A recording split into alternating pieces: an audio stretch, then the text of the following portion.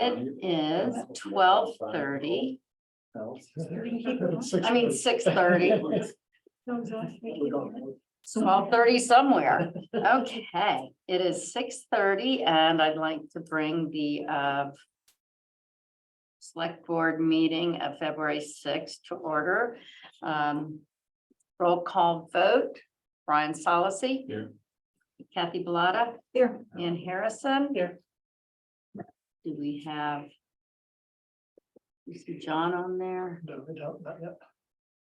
Okay, and Becky Jakes. So we have 4 of the 5 and hopefully we'll be seeing Mr. Round before too long. Nope, there he is, coming in. Okay, wonderful. Looks like he's in the car. All right, there's John and Yes. wonderful. Okay, thank you. We have a full complement. All right, first on the order is public comments on non-agenda items. If you have any comments you'd like to make on non-agenda items, if you would raise your hand, please. And the chair will acknowledge you. And seeing none, we will go along to chairman's report and action items, starting with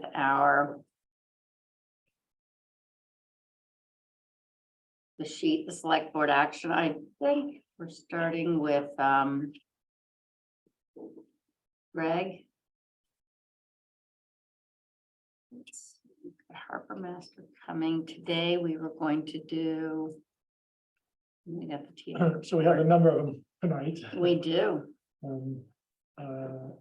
The police chief's review will put off to the next meeting. Mhm. He was just getting back today from this training. Yeah. But we have the other items on for tonight. And then you have your joint meeting with the FinCom this Thursday. Mhm. It's a 6 p.m. meeting to talk about public safety staffing and budgets. And then the other items that are upcoming. Okay, Just one clarification, there's still an action item there. It's at the bottom, I think. Related to an action that Ann and I had for developing the action plan for responding to MBTA zoning. I think that action plan has been completed. Yes. And so I would recommend closing that out. Yep. And if there's a follow-up for the select board based on the action plan, you could add that to the action Sure. item list. Yeah. Thank you. And first on the list of actions is the appointment policy. Mhm. I have information about other towns' appointment policies. I'm going to have to make some phone calls to see if there are differences between their policies and their actions, which is the Mhm. case for us. And I'm going to look right now and see what they actually, several, I think I have 6 or 7 towns policies, and I'll just pick a couple and check on them. So that's probably can be pushed off until after the warrant is closed. okay. So we'll go to, warrant gets closed early March. Yeah. So we'll just go mid-March? Yeah. Okay, so that. And we may postpone it again if there's more things going on. But it's certainly one Makes of the you most think important that. things, because we do have a policy. Okay, and then let's see the following. Will be discussed.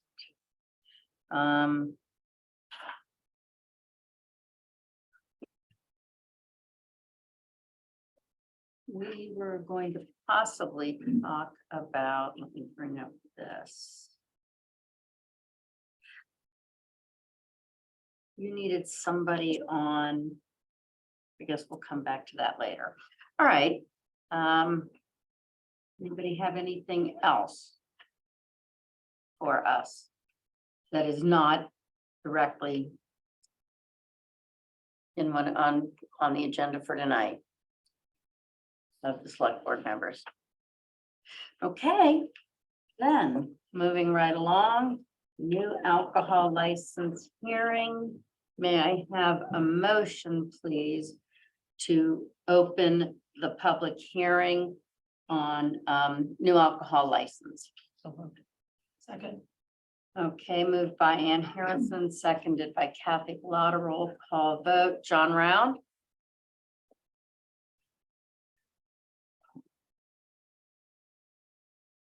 I think he's saying, yeah. he's saying yes. Yes. Okay, thank you, John. Brian Solacey, That's a design place, that's not a store, stack sandwich. Keep go going. ahead and mute John. It's back up here somewhere. Kathy Bellata. Yes. Ann Harrison. Yes. And Becky Jakes says yes. Okay, first up, we have for the MAC. Hi, how are you guys? Sure. Do I turn sideways so he can see me? No, they Or- don't. No, you don't need to do it. What? There's no hiding, yeah. No, there's not. So creepy. Yeah, it Pleasure to meet you. Forgive me, I've never done this, so either ask questions or I can give you a little bit of my history or. You can just give a quick rundown of your proposal Yeah. and All then a right. little bit of your background, that would be. Absolutely. I took over, I was awarded the bid to take over the Manchester Athletic Club in October to transition, some Bowley's previous business. Working with the Combs family. I think you guys all know what the MAC is. I was allowed to retain about 75 of the employees, and since then, we are now up at 93. Wow. I hired somebody else today, full-time and part-time. I have job openings open. I don't know how many people are just broadcasting. We do need a few more membership people and everything else. Put it in the cricket. Yeah, I know. Thank you. That's a good point. We're advertising to the colleges and a few of the other places. I'm really trying to keep it local. Mhm. So, in any event, I've been a long-standing member of the MAC. My son played tennis there for 6 years. I always knew what a gem it was and saw the opportunity, as well as, tremendously heartbroken at the concept of it shutting. So here I find myself in this position today.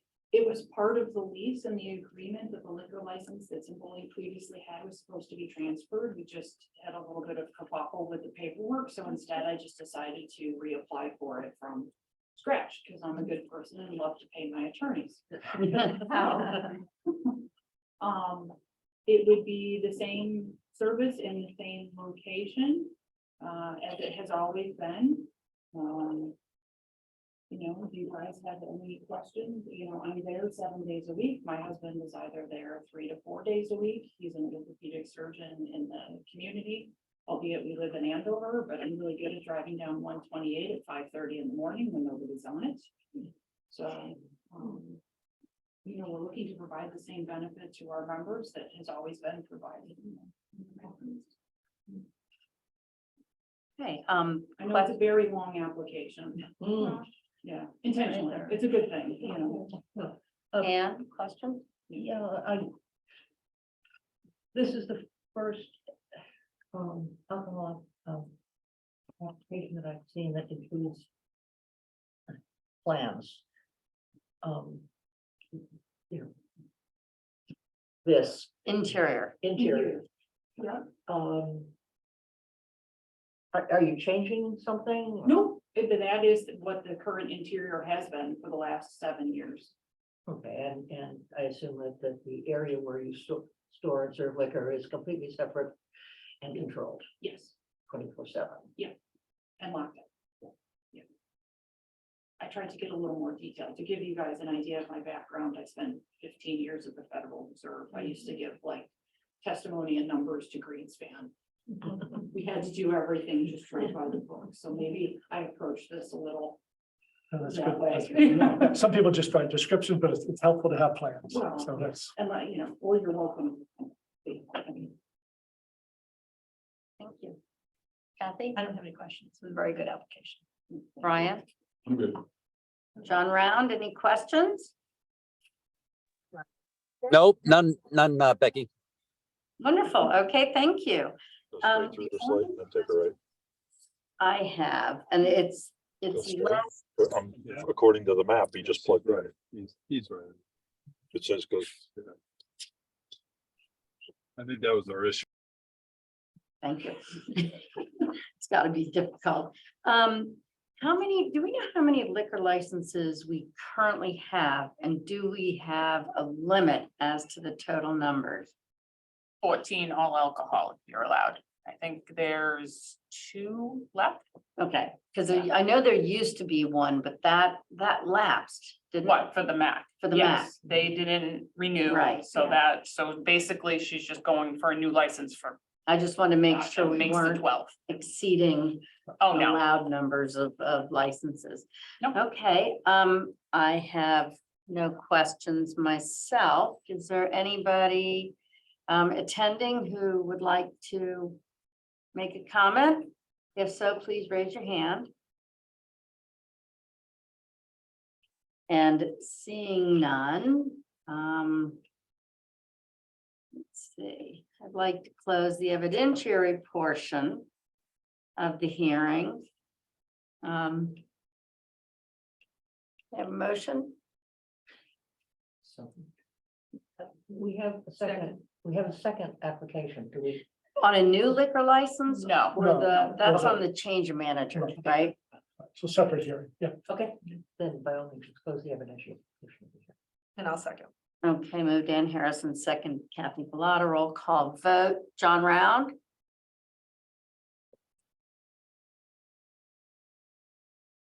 Okay. He unmuted himself. Yes, Thank you, John. it's Brian. taking time. Sorry. No. Kathy Bellata? Yes. Ann Harrison? Yes. Becky Jake says yes as well. Are there any issues from the board? Okay, if not, Move that we approve the application for the Aspect Athletic Club LLC to be for an all. Second. okay, moved Ann Harrison, seconded Brian Solacey, roll call vote. Ann Harrison, Yes. Kathy Bellata, Yes. Brian Solacey. Yes. John Round. You can just shake your head. Or do this. Sure Becky, you heard us. Something's 12, yeah. everything's taking 12. John, are you in agreement with the approval of the liquor license? I am. Thank you. And Becky Either way, Jake, this is, you can go this way or you can go in up there too. for all the work, and look forward to seeing you over there. Yeah, absolutely. And thank you for saving Manchester. Oh, are you kidding? I love it. Yeah. No, we're doing great things. Good. Stop by anytime. Me too. Yeah, I'll be back. Have a great over. time. Thank you so much. Thank you. Thank you. Okay, so next up, we have change of managers, both for the Legion and the Mooring. Do we have anybody here from either facility? The Legion couldn't make it. She had a previous appointment and the mooring should be on. She said she was going to be attending by Zoom. Okay. Well, it did say 6:45, so we've got a few minutes. While we have a few minutes, did everybody have a chance to go over the minutes? Yes. Any concerns with common victualler license renewals? Or the acceptance of the resignation of Tanya Colpitts? Okay, may I have a motion to approve the consent agenda? Second. Okay, moved by Ann Harrison, seconded Kathy Bellata, roll call vote. Brian Solacey. Kathy Bellata, Yes. Ann Harrison. Yes. It's John Round on, did you? Yeah, yeah. Okay. Yes. Thank you, John, and Becky Jake says yes. All right, wonderful.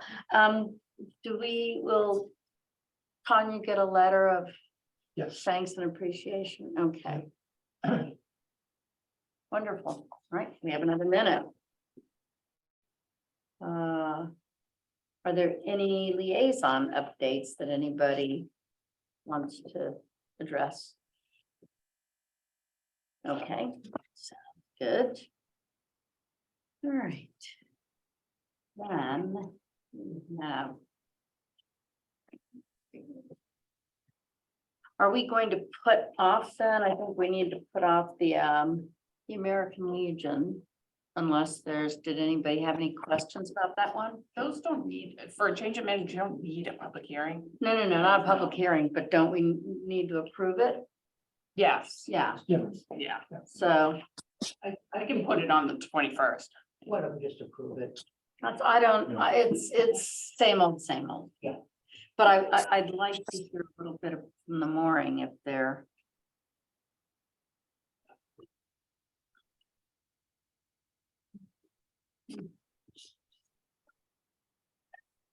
Does anybody else have questions for the mooring at all? All right, then. If that's the case, may I have a motion to approve the change of managers for the American Legion and the mooring? So moved. Okay. Second. Moved by Kathy Bellata, seconded by Brian Solacey. You got it on there. Okay, roll call vote. Gone round. Yes. Thank you. Brian Solacey, Yes. Kathy Bellata. Yes. Ann Harrison, Yes. Vicky Jake says yes. It's unanimous, and there we go. So now Now we have 15. we do have about 15. There was a liaison update and, I did want to give. Oh, okay, So- sure. I just didn't think I could do it in a minute, so I could take up a few. Yeah. Well, that's, yes, and we would be coming, yeah. okay. So there was, just wanted to, I know a number of us dialed in for the last planning board meeting. They had to postpone their retreat because of that inclement weather. Right, But at their last meeting, they did discuss which articles they wanted to bring forward to a Mhm. public hearing versus parking lot for a future town meeting. right. I had a little trouble hearing. If I think I got it right, there's the adult entertainment they wanted to bring forward to a public hearing. Mhm. Senior housing, and then what they're calling a mini ADU, which would be to kind of Right. just refine the existing ADU zoning law. Remove some, barriers that just don't seem to make any sense, like requiring that the house be built before 1984. Right. So some modest changes. Yeah. But during that discussion, they did wonder if the town was working on creating a process for tracking ADUs. Regardless of what the zoning is, we still don't have a good idea how many ADUs we have in the town. And regardless of what zoning decisions we make or don't make, would it be a good idea for us to have a process Right. to track them? Was that something Betsy was going to be looking into? Greg, so she was talking to the assessors about that. right, And so, it's certainly it's something, hard to track that. well, they don't have a separate listing Mhm. of it. It's not something that couldn't be created, but it's not something that has been done. But certainly if new permits are issued, then those will be tracked. And there'd be a record of permits So- issued. Mhm. I think I think the ask was for the town to kind of clarify our position. Do we intend to track or not? And if so, what do we intend to track? And we may not have an exact answer right this second, but I do think it would be good for Betsy to take the action to clarify things for the planning board. It's not the first time I've heard that, and I think it's a valid request that we decide what we're gonna do and do it. Have they, sorry, go ahead, Brian. And I don't know the answer, I should. Would an ADU count towards our inventory? I believe it does. So. It becomes important. It's important. So So, no, we can work with the assessors and develop a system. have you had someone from the planning board approach you specifically for that? Yeah,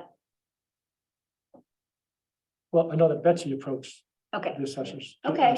Yeah, she was at the meeting and she Right. may have, it wasn't clear to me that there was an action taken. And so I'm just kind of big on follow-up and didn't want to leave it Yeah. hanging. And that was, I think I that was just- it. want to be cautious about, if that's planning board purview, that planning board be the one to, not that we can't make a suggestion, but I don't want to step on another board Agreed. board's toes. So, but it sounds as if Betsy is looking into that. And, as liaison, thank you. That was it. John? Yep, I'm here. Did you have something to, that you wanted to? To add with regard to this planning board issue and the ADU count, I certainly think it's a good idea that we should know, but I think we also have a challenge in knowing how many already exist. I think I have heard some information that we don't really know. Mm-hmm. Well, that's just And it. if Greg can comment on that. It's not that you can go to some sort of set of records and know. I think it'll be a challenge. I think it can be done, but it'll take some work to know where we are. But we certainly, at this point, if things change and more ADUs are built, I think going forward, we certainly can track them and should. Well, and To especially, that point, I've been on the ZBA for 3.5 years now, and I think we only had 2 come before us. Now, does that mean that only 2 were built? We don't know. right, and that's just what I was about to say, is it's hard to know. It's hard to know what's an ADU, Well, that's, yes, because yeah, that's, the house next to me has accommodations for guests. Is that an ADU? mm-hmm. So I guess that needs to be Right, so if there's tightened a, up, that definition. exactly, so if there isn't a reason why we can't or would struggle to count them because the definition is unclear, then that's information I would expect, you know, Betsy or whomever to go back to the planning board with and say, hey, this is why we can't do it. It's just the same Yeah. question, same Yeah. question keeps getting asked over and over again, so I just would like some kind of drive it to some type of conclusion. I'm just trying to see if we have anybody from the, I don't see anybody from planning board on this evening. So, okay. Well, we'll leave it with you and Betsy. We'll come. Yep. All right, let's see, we still have 8 minutes. Greg, do you wanna, I'm sorry, Briefly about schools. yes. They're meeting tomorrow. Mhm. To decide on their budget. And this is not an open meeting, is that correct? Say, This is a hearing, public hearing. oh, good, okay, and where is that? It is at the high school. I believe it's in the media lounge. Whatever they call it. Oh, yeah, media room, The library, the library, but they have another word, they have another name for it, resource center or Yes. Okay. learning resource center. Right. and is that, At our most recent discussion in the collaboration group.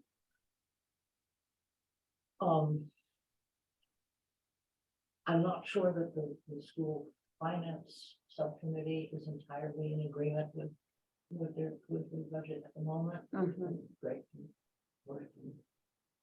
And I'm not sure that the school board. is entirely. It may be a split vote, we'll see tomorrow. It'd be interesting, So we'll have to see.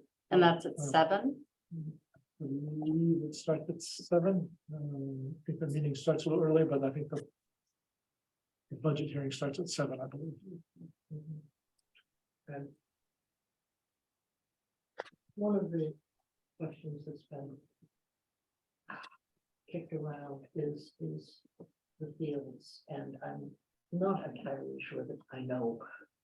They have enough in their reserves to pay for replacing the turf at Highland Field and their half of Brook Street. Mhm. But they were told by their bonding advisors that having a large reserve fund would be advantageous if they went for a major borrowing. Right, And they could probably save more by having it in terms of the bond rate. Mhm. So the discussion has been to ask for them to bond replace the cost of the replacement on the order of 1.2. 1.2 million. Yeah, and so the good news is that they're retiring a good portion of the high school debt in next year. So the debt payments are dropping in the order of 300, I want to say 350, maybe a little higher, $350,000 less in debt payments for next year. That's good. So a new bond for 1.2 would come in lower than what they have been paying. Mhm. So even though if they bond again, taxes won't drop as far as they would have.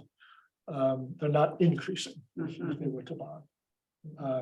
And so there was general feelings that it would make more sense to borrow the money rather than deplete the reserves. Right. For short money. So it's, but ultimately the voters have to make that decision. So that would be a town meeting vote and then a ballot vote. And have they way much putting the cart for the horse, but weren't there concerns with PFAS? And There were concerns. They have received confirmation that the new turf does not have PFAS in it. And in fact, the installer is willing to certify that and have a legally binding commitment to that. So that would be part of their contract documents. and so there's more than a financial impetus to do this. Oh, well, that's true. Yeah, in terms of the existing Mhm. turf that's there, we don't know the status of that for sure. Okay. Thank you. All right, thank you, Anne.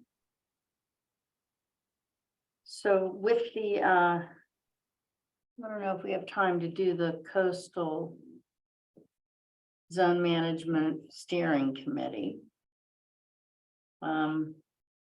Are we, where that was, do we need to wait? Is this more of a discussion than just seeing who? Not really. So we have some membership recommendations for you. Sue Croft has been helping to pull that together. It would be nice to have one of you to serve on the steering committee as well. So that would be the one new decision to make.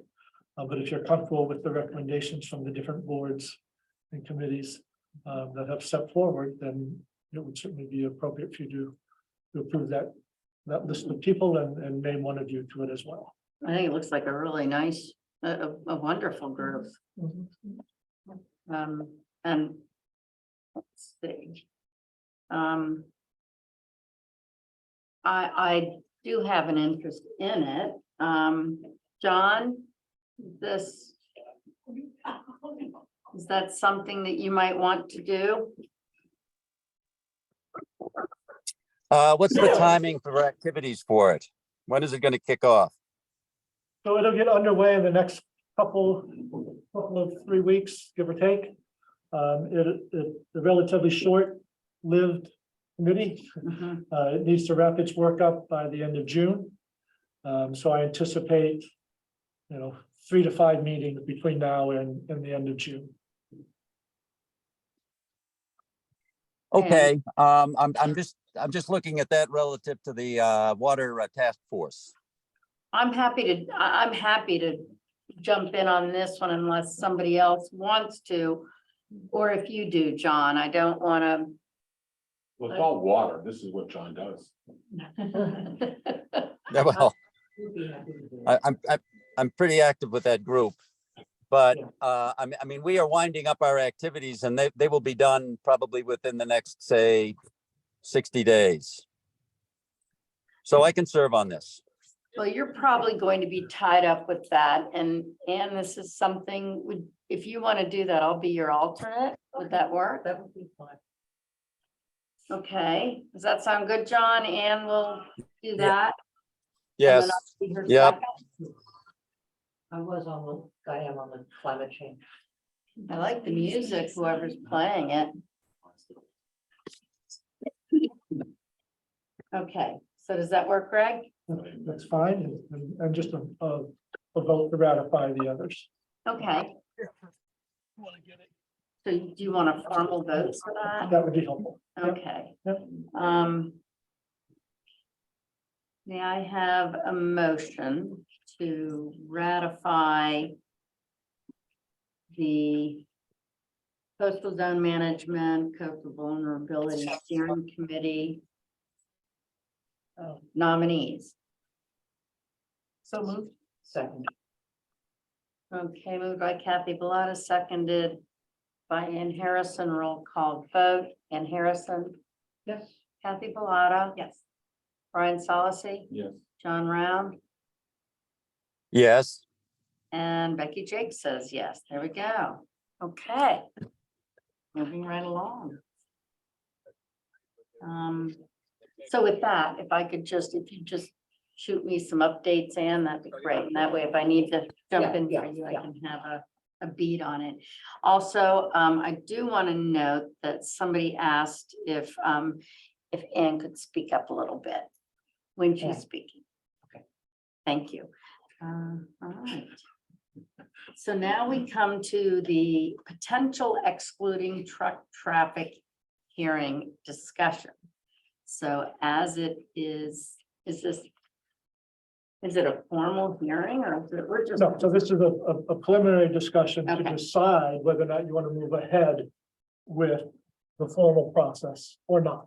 Okay, and has everybody had an opportunity to read the information? All right, then, any comments from, and did everybody see the emails Debbie, that came in that Debbie sent around? Okay, any questions from the board? I have one. Yes.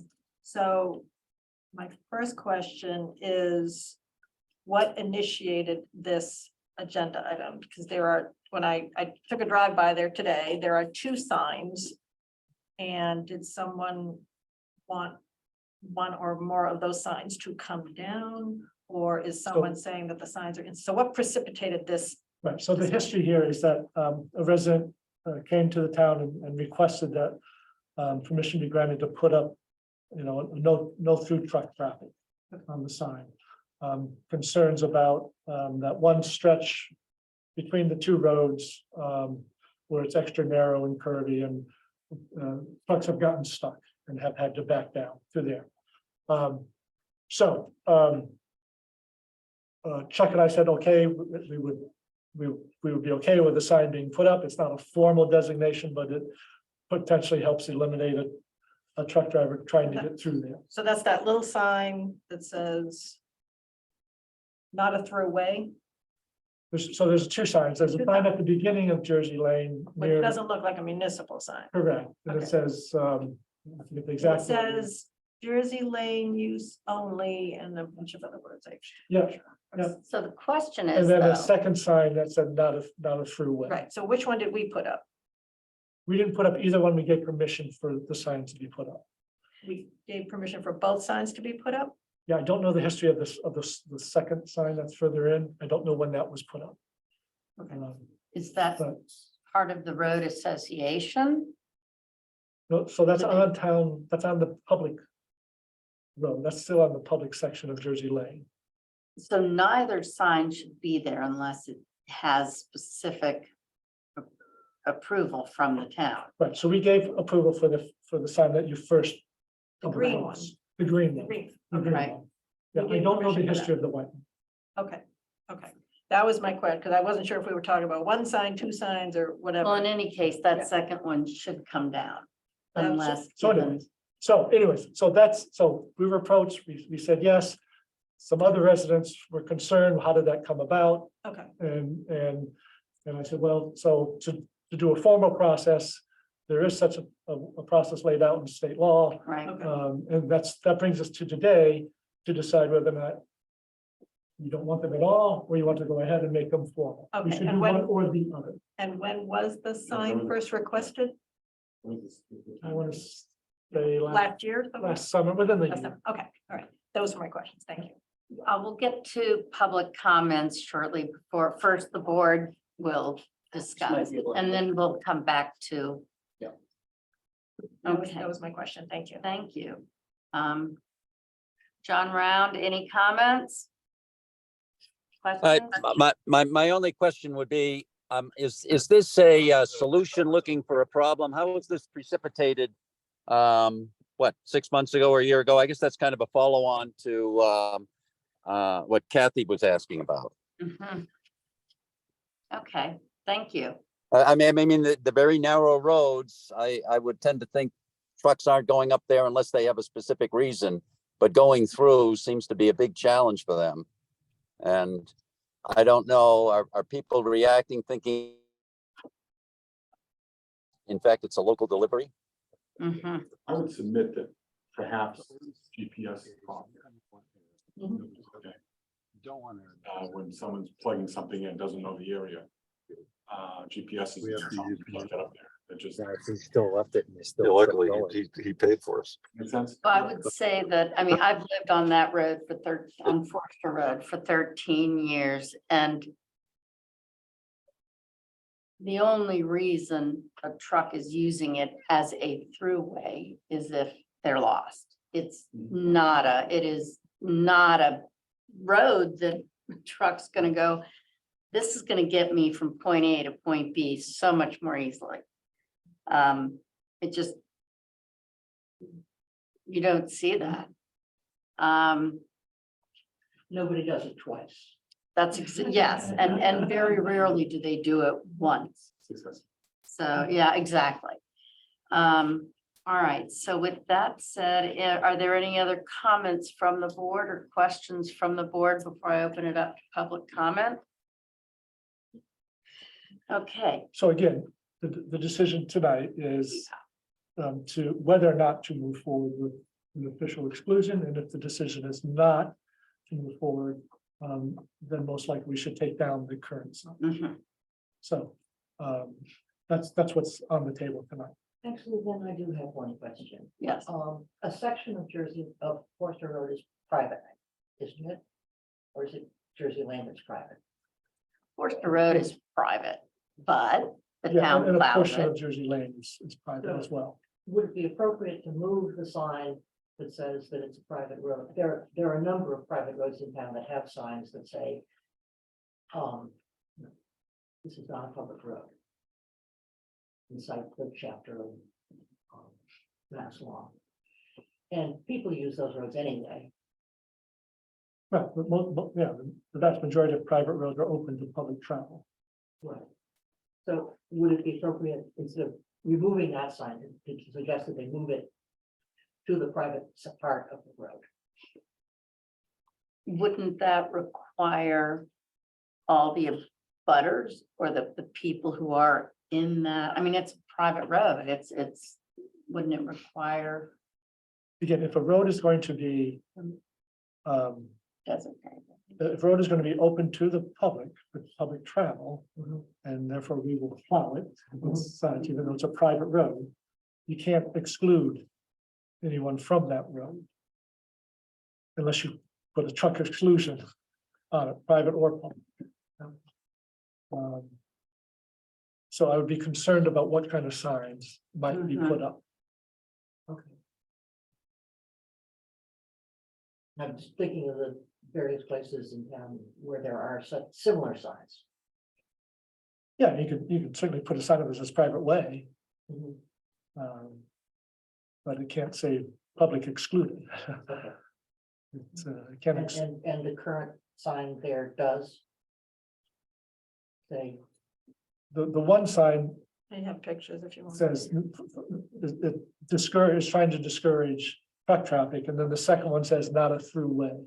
okay, The first one says Jersey Lane use only, no commercial vehicles other than those servicing Jersey Lane.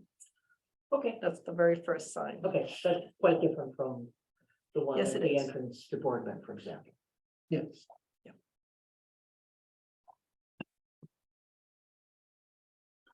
Okay. I'm going to just jump in here very quickly because I see we have someone who's come on for the change of managers for the Mooring Restaurant. And that was approved. Just want to let you know that we got on at the appointed time, so if you're here for that, you're good to go. All right, now I'd like to open it up for public comment. Do keep it brief, please, though. And when the chair calls on you, just please state your name and address. Mr. Reed, Paul Forster Road. I've only lived there for 44 years. And under the advice of the chief of police in 1979, I created and installed the private way sign on the Bend Street end with the appropriate Mass General Law designation in an effort to make the public aware that it was in fact a private road. The bottom half of Jersey Lane appears to be public and the upper half appears to be private. I can't speak to that, but I can speak to the Forester Road side of things.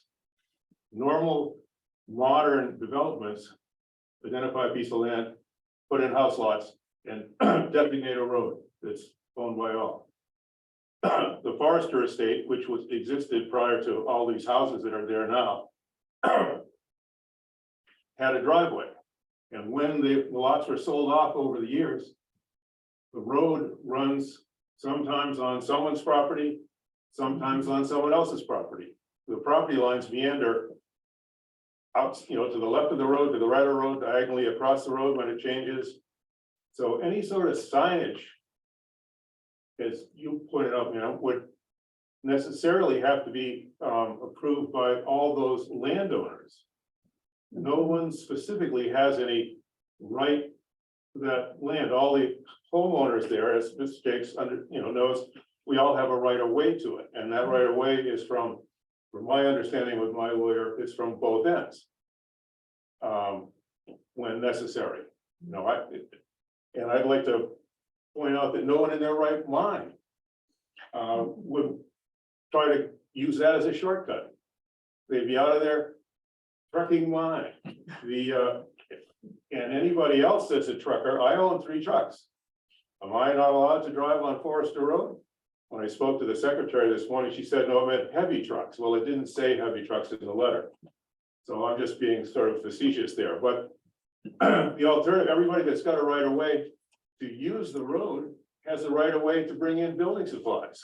The truck went up the road with, 10 tons of gravel on it this morning. That's just what it is. And quickly to the administrator's point, many, many years ago, I had this long discussion with the selectman at the time and the chief of police.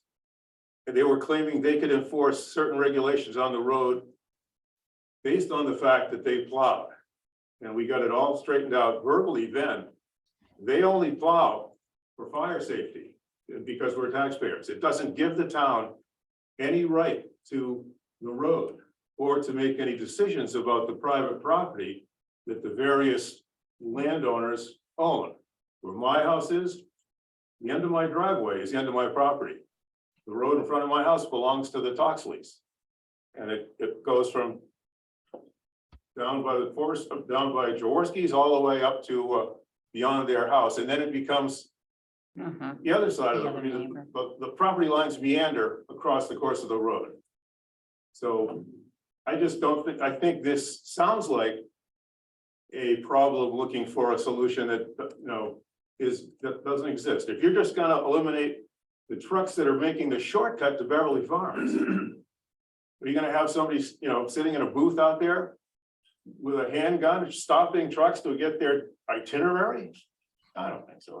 I'm again being facetious, but my thought is that I would prefer to see no trucks there, but we need trucks. all right, thank you, Mr. Reed. Davis Keniston, 16 Jersey Lane.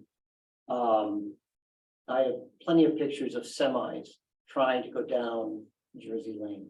Okay, I can pass this around if people want to see it up close. But I live right on Jersey Lane where I can photograph them. My office looks out and I see them coming down from Forester Road. And they're huge, huge semi trucks. And down Easter Farm, went down Jersey Lane and I owned the inside of Switchback. Mhm. And they had done a delivery up on Forester Road and there was a forklift in the way and decided to go down by GPS or down Jersey Lane and wiped out the whole corner of my property, which cost me 12 grand to repair. Compounded by the fact that this all started from the excessive wear and tear on Jersey Lane. There's a very, very large section of Jersey Lane where there are no houses, unlike Forester Road, which has frequent homes. And they have an association. We basically have a couple of houses at the top of Jersey Lane. And the residents on the private section at the lower part don't use the upper part and feel compelled to deny any kind of contribution toward repairing the upper part of the road. So that leaves it to those who live at the end of Jersey Lane to have to maintain it. Jersey Lane is being used as a shortcut frequently. There has been an increasing amount of traffic and the wear on the road has become very challenging for us to constantly pay for and labor some to find a way to get it repaired in an affordable way. And so I'm the one who initiated this by trying to limit the amount of through traffic. The effort on my part is to have the traffic which is going to service Jersey Lane use Jersey Lane, and that traffic which is going to service Forester Road use Forester Road and limit the through traffic. Now, by the way, the second sign that's on the lamppost, I'm the one that had paid to produce the first sign, which was approved. The second sign the DPW put up, Chuck put that up, it says no through traffic. So they both were done by the DPW, but I produced the first sign. I also have another sign which would be situated, and I talked to the conservation about this because the Clara Winthrop and the Winthrop Field, which is Manchester Conservation and Manchester Essex Conservation Trust, there's actually a right of way or an easement that goes from Winthrop Field all the way up to the bend in the road. That is part of the Manchester Essex Conservation Trust. It is the right side from center of Jersey Lane all the way to where the Clara V. Winthrop Conservation exists. I produced another sign that would go at the point in which the private section begins. And that sign would say no through traffic unless servicing, it'll say private lane, unlike the other one that says Jersey Lane. Well, now I'm going to jump in here because we do have other people who want to speak. That's fine. And what What I'm you're trying talking to- about though is it's beyond what we're. No, that's discussing fine. tonight. It's about, this is an initial meeting. It's an And what I'm- initial meeting regarding through or no through truck, The not just effort- traffic. The effort, right, exactly. That's separate, but I'm just saying. So let's just, yeah, The trucks are doing damage because they're heavy. Tanker trucks are coming up to deliver fuel. And in abundance, when they're headed up to Forester Road, delivery trucks delivering lumber, all these heavy vehicles are compressing and cracking and breaking up the asphalt. And Jersey Lane is a mess right now. And honestly, I've got prices of $140,000 to repair it from the gates down to the bottom, and a couple homes at the top are the only ones who are gonna come up with that money to do it. I understand that. So what I'm But trying to. let's, you know, it's about trucks. That's it. it's about trucks. We understand Yeah. and trust me, I live on a private road. I understand, as do Yeah. many people in town, Right. how the maintenance costs are. So the through traffic point is through traffic headed to Forester Road and vice versa. That's all. Okay, I wouldn't want any through traffic headed to Jersey Lane coming up Forester Road either, because they have to pay for it. which we're just gonna stick with the through truck on Jersey for now. Okay, thank you, Mr. Keniston. Jim Maroney, just state your address, please. Yes, I'm at 8 Jersey Lane in Manchester, and I've been a resident on Jersey Lane for over 25 years. And I'm just going to reiterate what you've all said. It's a situation that the road is extremely narrow. That's the way it is. Large trucks coming up. Nobody is going to be taking this road as a shortcut. I think you've all stated. I'm going to, rather than repeat the same things, if they're doing it, they've gotten lost and they're not going to do it again. And the reason I got on this, I was unsolicited. I had a driver that was delivering something at our house. I'll say he was aggressively challenged by residents that why was he driving a truck on Jersey Lane? And, that we don't want to be discouraging truck traffic of people that are trying to make deliveries. And how would you enforce this? And it's just not logical. And I just want to put my 2 cents in. Thank you very much, Mr. Maroney. Go ahead and put your hand down, please. Next is James Elder. Go ahead and unmute yourself and your address, please. Hi, I'm James Elder. I'm at 14 Jersey Lane, and my property is more or less at the point where the public section of Jersey Lane changes into the private section. And the truck traffic is a problem. I haven't been involved in this particular issue until just now, but I can support and agree with the statement that the truck traffic is really problematic. I have a stone wall that a couple big trucks have knocked over several times. My neighbor right across the street has a stone wall that was damaged a couple of times. So I don't know if the signs are the solution or whether they're properly worded or any of some of these other nuances, but anything that cuts down traffic on that road, I would be in support of, because as Mr. Keniston did say, there are trucks that seem to go up Jersey Lane in order to get to portions of Forster Road, and that's part of the problem right there. So there is some through traffic. There are some trucks that are trying to take a shortcut of sorts, and anything that cuts it down would be great. Thanks. Thank you. Any other comment from the public? I'm Bill McConnell, 17 Jersey Lane. And I just had maybe a question. Yes. One, does any of this pertain to people traveling in their own cars, non-commercial driving? Because a number of neighbors have mentioned to me that they've been stopped on the road in their sedans and told that they really weren't supposed to use the road at all unless they lived on the road. I'm not certain that that's continued, but it was going on for a while. So the first question, I guess, is, and I'm assuming that none of this pertains to somebody living on Forster Road who drives up Jersey Lane to get there. Is that the case? They would not be a commercial. So I assume that would be the case.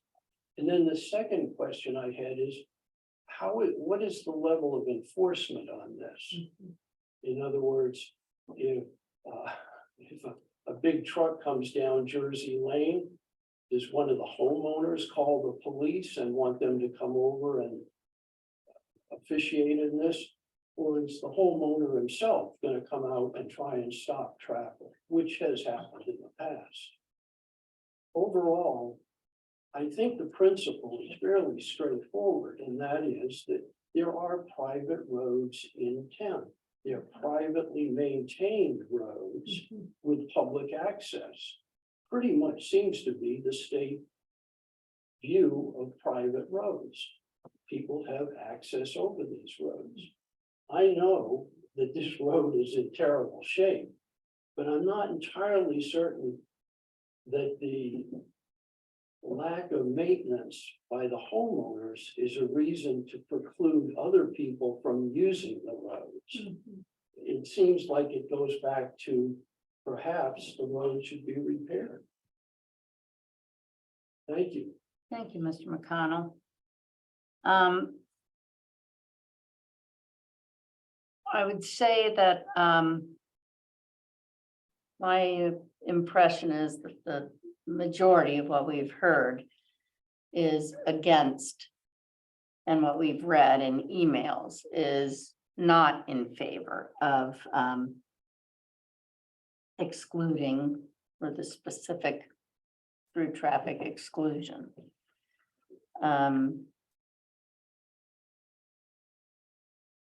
Thoughts?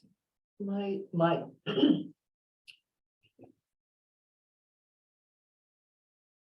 if in fact the problem is that people are looking at GPSs and saying, that looks like a way I can get through, then a sign saying no through trucks would reduce that error. But if in fact people are cutting through on a regular basis, then I'm not sure that no through trucks is going to help. If the incursion is accidental, a warning would be appropriate. Right, so if it certainly was posted as a truck exclusion route, meaning through only local deliveries are allowed and through truck traffic is not allowed, then we have a basis for issuing a warning. But without that designation, we don't have grounds for issuing such a warning. Now, they may come to that conclusion themselves just because of the nature of the roadway. But the only way that the police department, that officers could issue a warning or a ticket is if it is officially posted as a truck exclusion route. Whether, And it does apply just to commercial truck traffic that's not making local deliveries. So it doesn't impact commercial, it doesn't impact somebody's own truck, own truck or somebody who's. If you have a side material- truck. car, Right. yeah, private cars, it doesn't impact. And that's where I have a concern that if what we're talking about is a designation that goes through the state, a state Mhm. prescribed one that is for large trucks using it as a shortcut, that's not the situation we have here. You have delivery trucks delivering either up Jersey Lane or to Forster Road, or Forster Road down to Jersey Lane, but they are local deliveries. It's not somebody trying to, Right, to cut a corner off. which you're actually adding several corners, as we all know, but I'm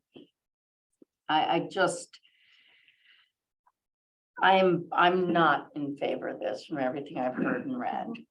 That's me personally. Wanted to make sure I understood what. What the designation was. So I agree with your assessment that the vast majority of the feedback we've received is that people don't want that exclusion. I'm looking at a map of the area. Like I said, I did drive it today just to get familiar with it.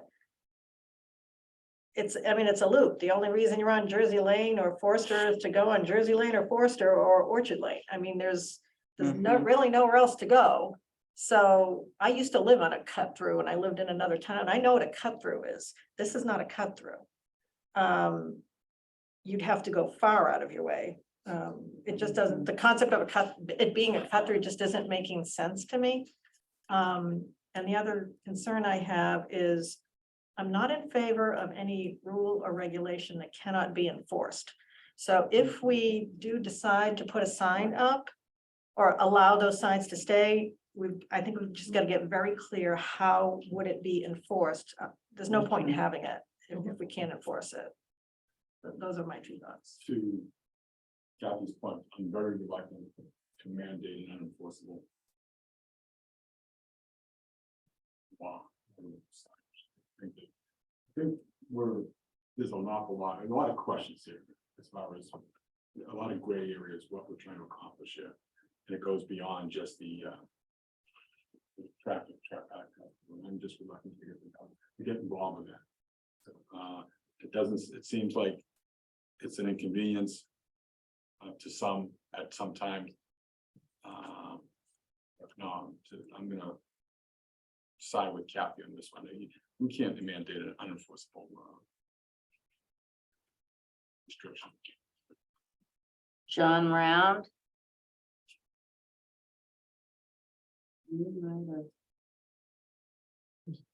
He lost his video, but Yeah. I think he's still there.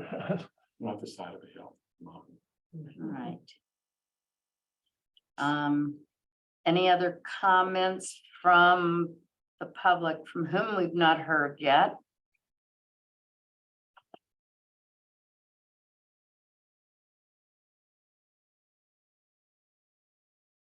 Okay, Mr. Keniston, you wanted to say something again? Yes, based upon the conversations and the points made, it is a cut through, but it's not a cut through to get back into town.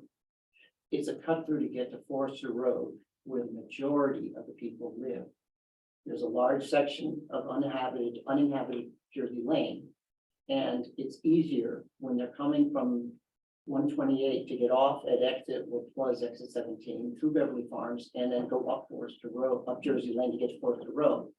There's this constant back and forth, back and forth, back and forth of residents and trucks and landscapers and delivery trucks and oil tankers and big trucks using it.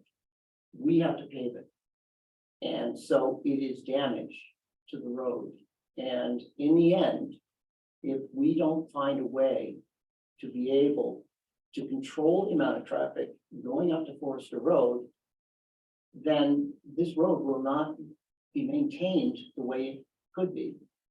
But to Mr. go and put the Keniston? time in to pave it and then have it be worn out again. I think there are several assumptions being made here. One is that the road was in fine condition until the excessive vehicular use of going to Forster Road. Now, as long as I've lived here, Jersey Lane has needed help.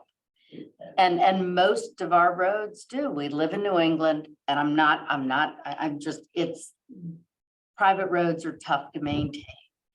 I could also say that the myriad trucks and cut through traffic I see going up and down Forster Road are going to the homes at the top or elsewhere around Jersey Lane, which, by the way, I know is a fact because somebody wants to pay into Forster Road Association from Jersey Lane.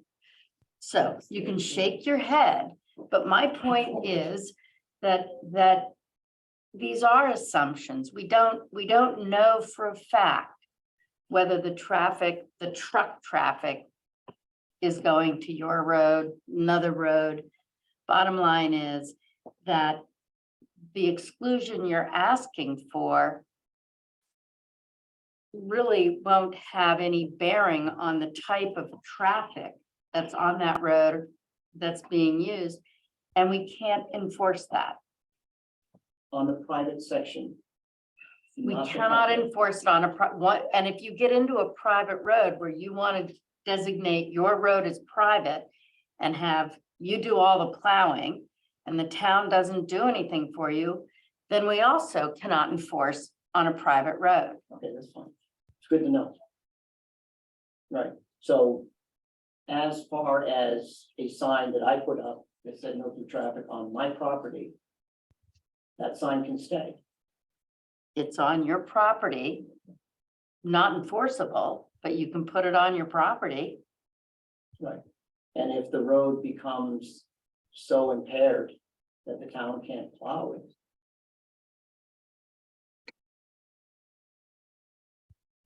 These are realities. Oh, I do understand. Mr. Reed? Just a quick one. I just want to slightly harken back to the fact that I agree with a number of the members of the board that it's hard for the town to enforce something on private property. And like I'm not clear on the Jersey Lane part. I know that Forest Road is made up of a series of private properties.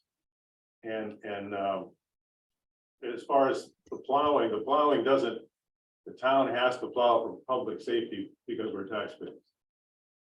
For fire protection. Thank you. The town doesn't have to fix the roads or our water lines because they don't want to, because they don't own them. Thank you. Thank you. Sarah, I'll be right with you. There's someone here who would like to speak. Go ahead and please state your name and address. Me. Hi, my name's Phil Andusky. I live on Jersey Lane. We have 3 properties that go up the hill. Simply stated, the goodness of Jersey Lane far, far outweighs the stuff that is there. We realize it's there, but there's no question that I'd rather live there with that kind of clouds now and again, because the sun is far greater. And we've been here for 10 years. We've been in other areas within this wonderful town. I think we can say that about much of where we live. Thank you very much. Sarah Melish, are you speaking with a chair hat on or as a resident?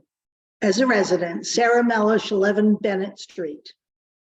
The majority of traffic on Bennett Street is for Forster Lane.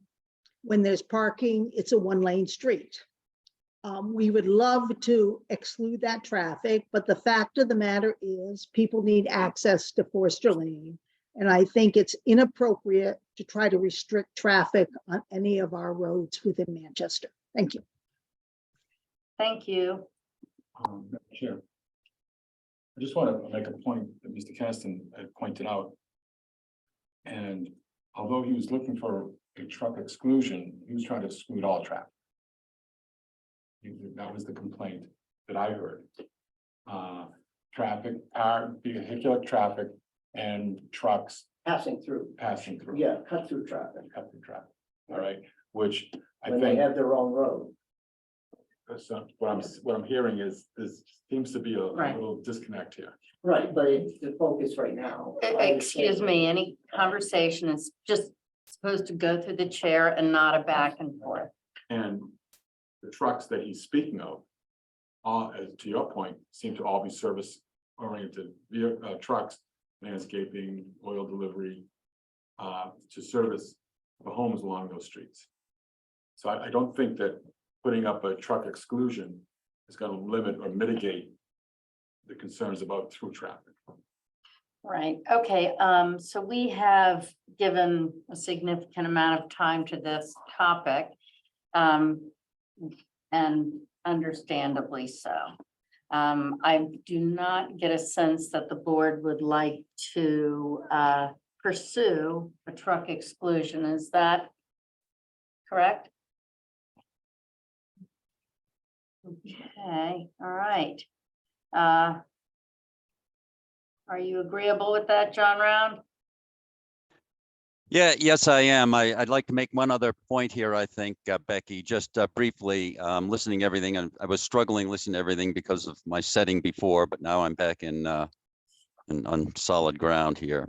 I think that the various GPS systems that people use, I don't think there are any trucks that are really going there for a through, to go through the whole road. But I think the GPS will sometimes send people up Jersey Lane, because there is a delivery on Forster, and that happens to be the shortest distance. They have no intention of going through. They're just going up Jersey Lane because their GPS system sent them that way, and vice versa, going up perhaps Forster Road to make a delivery that's at the very far end of Jersey Lane. So I think that may be driving some of the activity here, but I do not get a sense that there is much in the way of through traffic that's going on here. Everybody who's on that road has a specific purpose and business to be there. Okay, thank you. All right, I guess that takes care of that. The board does not have an appetite to pursue a through truck exclusion. Question, Yes, what happens to the two signs that are there?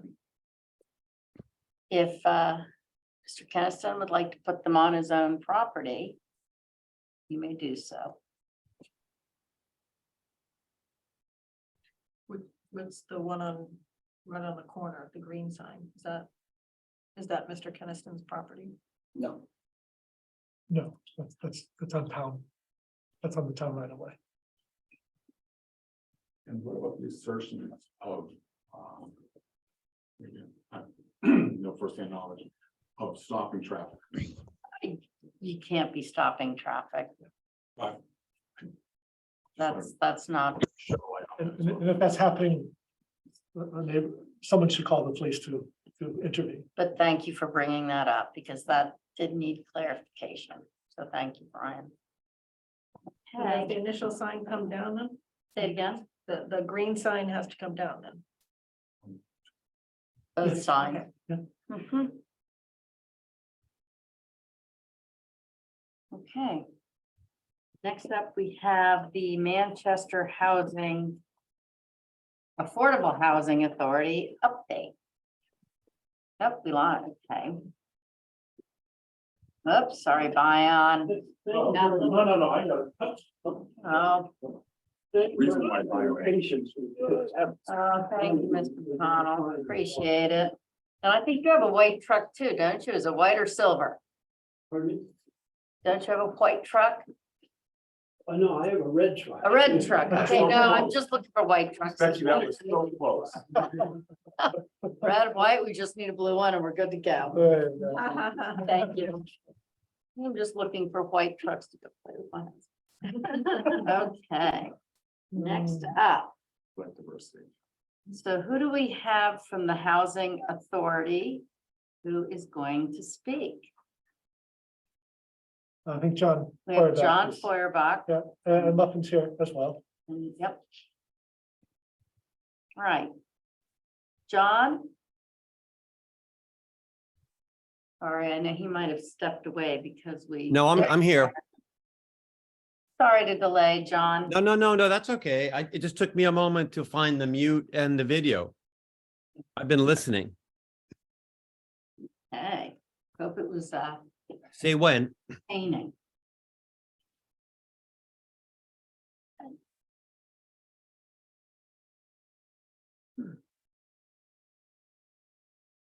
Okay, Are you waiting for me? take it away, John. Great, thank you. Select Board, John Feuerbach, 5 Harold Street, but for the purposes of tonight, I'm speaking on behalf of the Affordable Housing Trust and the Housing Authority. And it's really just a combination of check-in to give Select Board members a sense of where we are right now, but then also the second part is we need some guidance and some direction relative to the Pleasant Street. As folks are aware, following up our community engagement in 2021 that led to the favorable non-binding town vote in November 2021, the Housing Authority and the Affordable Housing Trust worked on putting together a request for proposal for the 3 housing authority sites in Pleasant Street. We were really excited about that. It was a really, really important moment for us, putting together the request for proposal, but we became so deflated when I think it was October 24th, the due date, we didn't get any applications. So after that, we did a little due diligence and spoke to our consultant who did the proof of concept study. And I also spoke to a couple other developers who have expressed interest, and they said, we were looking for too much in the request for proposal. You're looking for too much initial outlay of money for plans and stuff. And what was suggested was that we move on to requests. It's an RFQ, a request for qualifications, where in essence, we're looking for the strength of the development team as evidenced by what type of work they've done in comparable development, their financing history and project stuff, and make a selection of a development consult based on that, and then free them up to continue the engagement with us, with Housing Authority, with the Select Board and the town as the plan is further refined. So we're moving forward on that. But the second thing that we heard is that the uncertainty on Pleasant Street causes applicants to sort of pause and consider whether or not the plan is really viable. So there's a couple things, ways we're looking at that right now, Select Board. One is, should we move forward on the RFQ and just pull out reference to the Pleasant Street property? Or should we pull it out but have reference that at some point in the future, the town-owned property on Pleasant Street may become available? We may amend our memorandum of agreement with you to include the Pleasant Street. Or else we could include it in the RFQ, but have some language that sort of is not buyer beware, but just so you know that the property is not currently available. And while there is support, as evidenced by that non-binding vote, it's a little bit tenuous. So I just want to come before you tonight to get your sense of what's the status of the Pleasant Street property. Do you have any sense of, do you consider it as a Select Board still a viable site for housing? If so, what type of timeline do you think would be reasonable that it would become available for housing? And any guidance you might offer with regard to the request for qualifications on the Pleasant Street site. I'm also here with Sarah Mellish and Chris Olney, both members of the Affordable Housing Trust, and I believe Muffin's here as well. She has been our liaison to the Select Board. If Chris or Sarah have anything else they want to add.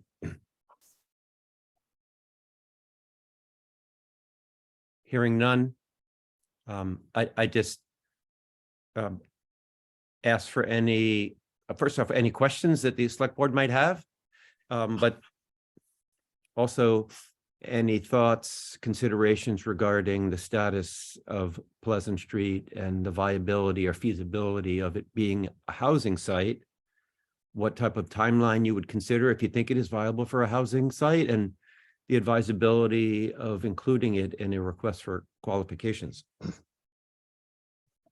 Okay, thank you, John. I think one of the comments you made is something that we need to bear in mind, which was at town meeting, the town voted to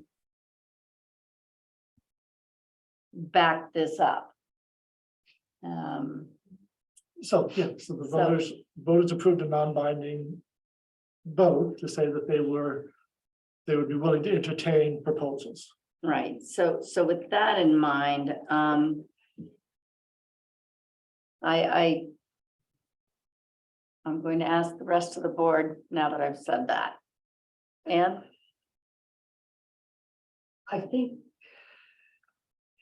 it's very hard to say that something is going to be available until the town meeting has said that it would be available. I'm certainly willing to say that I support making, but first we have to get if we're going to do it, the School Street site cleared. Mhm. And then we have to have a town meeting, get the town meeting to agree to move the DPW. And That's some time off. And then if the property on Pleasant Street, if all of that happens, the property on Pleasant Street, well, we could turn it into cemetery if we prefer housing dead people to live people. We don't get taxes. Yeah, we could put a public safety building there if we thought that it'd be better to have fire trucks racing through Pleasant Street than commuters. But those are decisions that the town meeting has to make. And I think making a strong proposal to a developer to say, oh yeah, there's no problem with that, is unwise. And that was one of my thoughts, was how do you ask? I mean, if you're asking for an RFQ, that's one thing. RFP, you can't ask for an RFP if you don't really have a specific site. Right? Just on that, Board Chair, in the RFP, we made it notwithstanding, as background, we had very, very clear language, notwithstanding the town support in November, non-binding. We said it still had to go through a favorable town vote. Mhm. And so we talked about conditions that would needed to be done. Like, okay, if we designate you as a developer, we're going to work together, we're going to engage the community, we're going to refine the plan. And at that point that the development is feasible, we're going to check back in with the select board and get a timing for maybe we go back to a town meeting to have a vote on the land. But so that was just our thinking. I thought we spelled it out clearly in the request for proposal. I mean, it must not have been too clear enough, because I heard from at least one person that the uncertainty on Pleasant Street led them to not apply. I'm sorry if I implied that, John. I mean, I know you all have got, No. I didn't mean to at all. Madam Chair, and there's an awful lot of moving parts. All right, and it's totally convoluted here.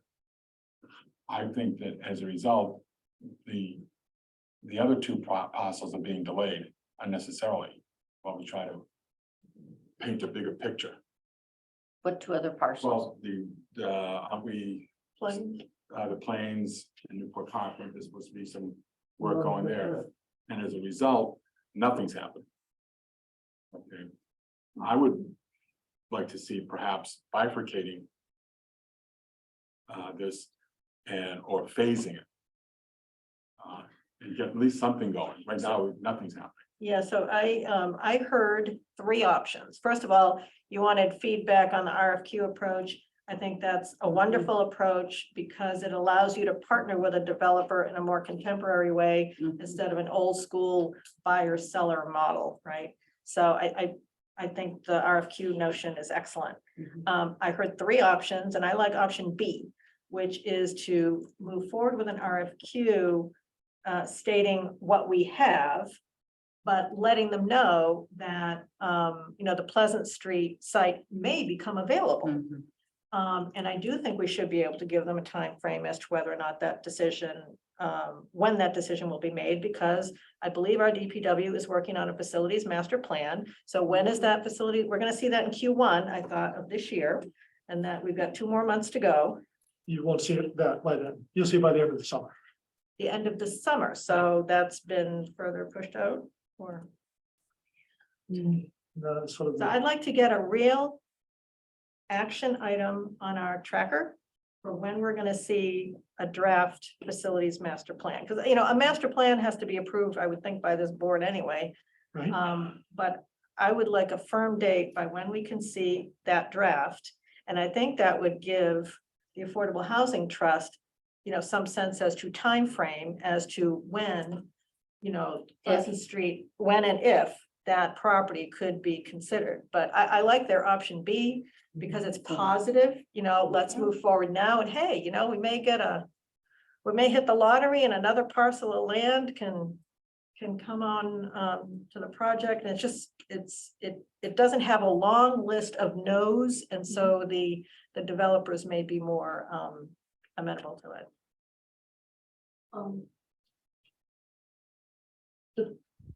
Question I have is whether the other properties without the possibility of Pleasant Street are attractive to a developer under any circumstances. That's the problem. And I think we would find that out with an RFQ though. Why don't we, let me see, John, did you want Yeah. to jump in here?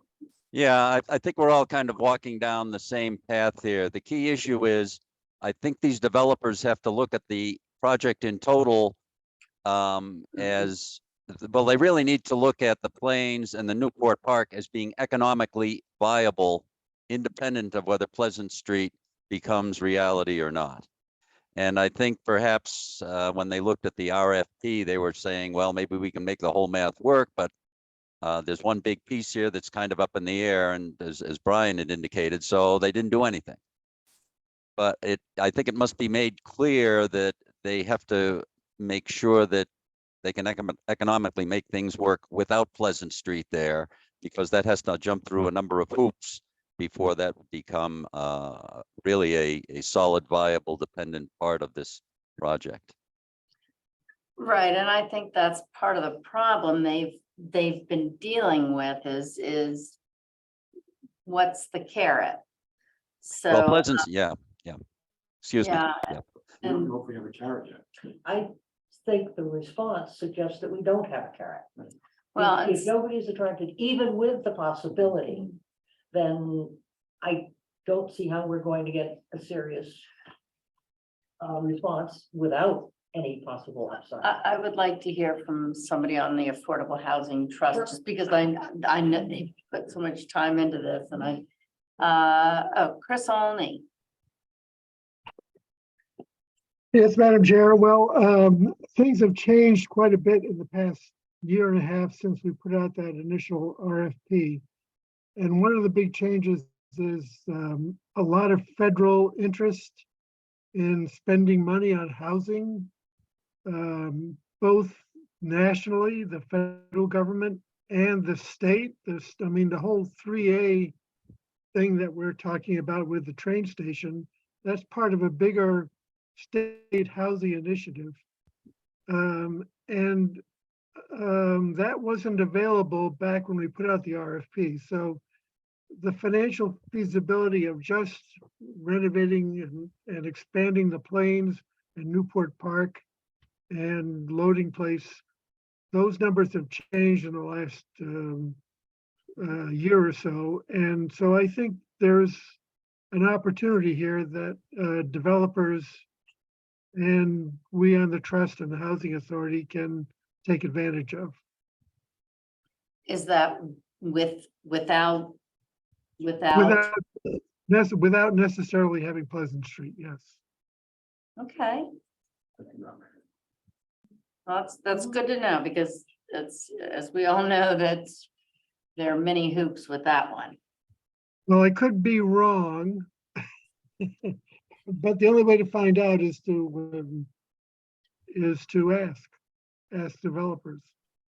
And I would like to say, I know you all have been working very, very hard trying to figure this out and trying to help the town out. So I would like to say thank you to all y'all. All y'all. Okay, John Feuerbach, have we answered, given you some direction? Yeah, thought? no, I appreciate the conversation and the thoughts. I like what Select Board Kathy Bellata suggested, is that one, I appreciate you saying the RFQ is a good idea, in fact, an excellent idea. And she'd like that option where we could be clear that we have the Housing Authority sites in our inventory, but then also have language that indicates our master vision really includes Pleasant Street, and just put language in saying that that's something that we are working on. We don't have certainty on the acquisition strategy now, but at some point in the future, if that does occur, we would want to work with that selected developer who we select through the RFQ to incorporate that in the master plan. Personally, I don't think we lose by that, as long as we're clear that as Select Board Member Round mentioned, we make clear that the applicant needs to understand that the housing authority sites need to be economically feasible without Pleasant. Okay. Thank you, John. Any other comments from the board? John Round, any other comments? I'm good. Thank you. Chris Olney, your hand is up. Did you have another comment? Nope, I'm lowering my hand. Okay, thank you. Thank you all very much. We appreciate your time. And we'll stay in touch. Thank you, Madam Chair. Thank you. Okay, and now a mere 30 minutes behind. Bion, are you tired? Oh, no. Not at all. And I see we have, who else do we have on here? Oh, there's Chris Combe, I think it is. Yep, hi. Okay. So, Chris, are you representing the Harbor Advisory Committee this evening? That is correct. Yes, I am. Wonderful, thank you. All right. Hi, Chris.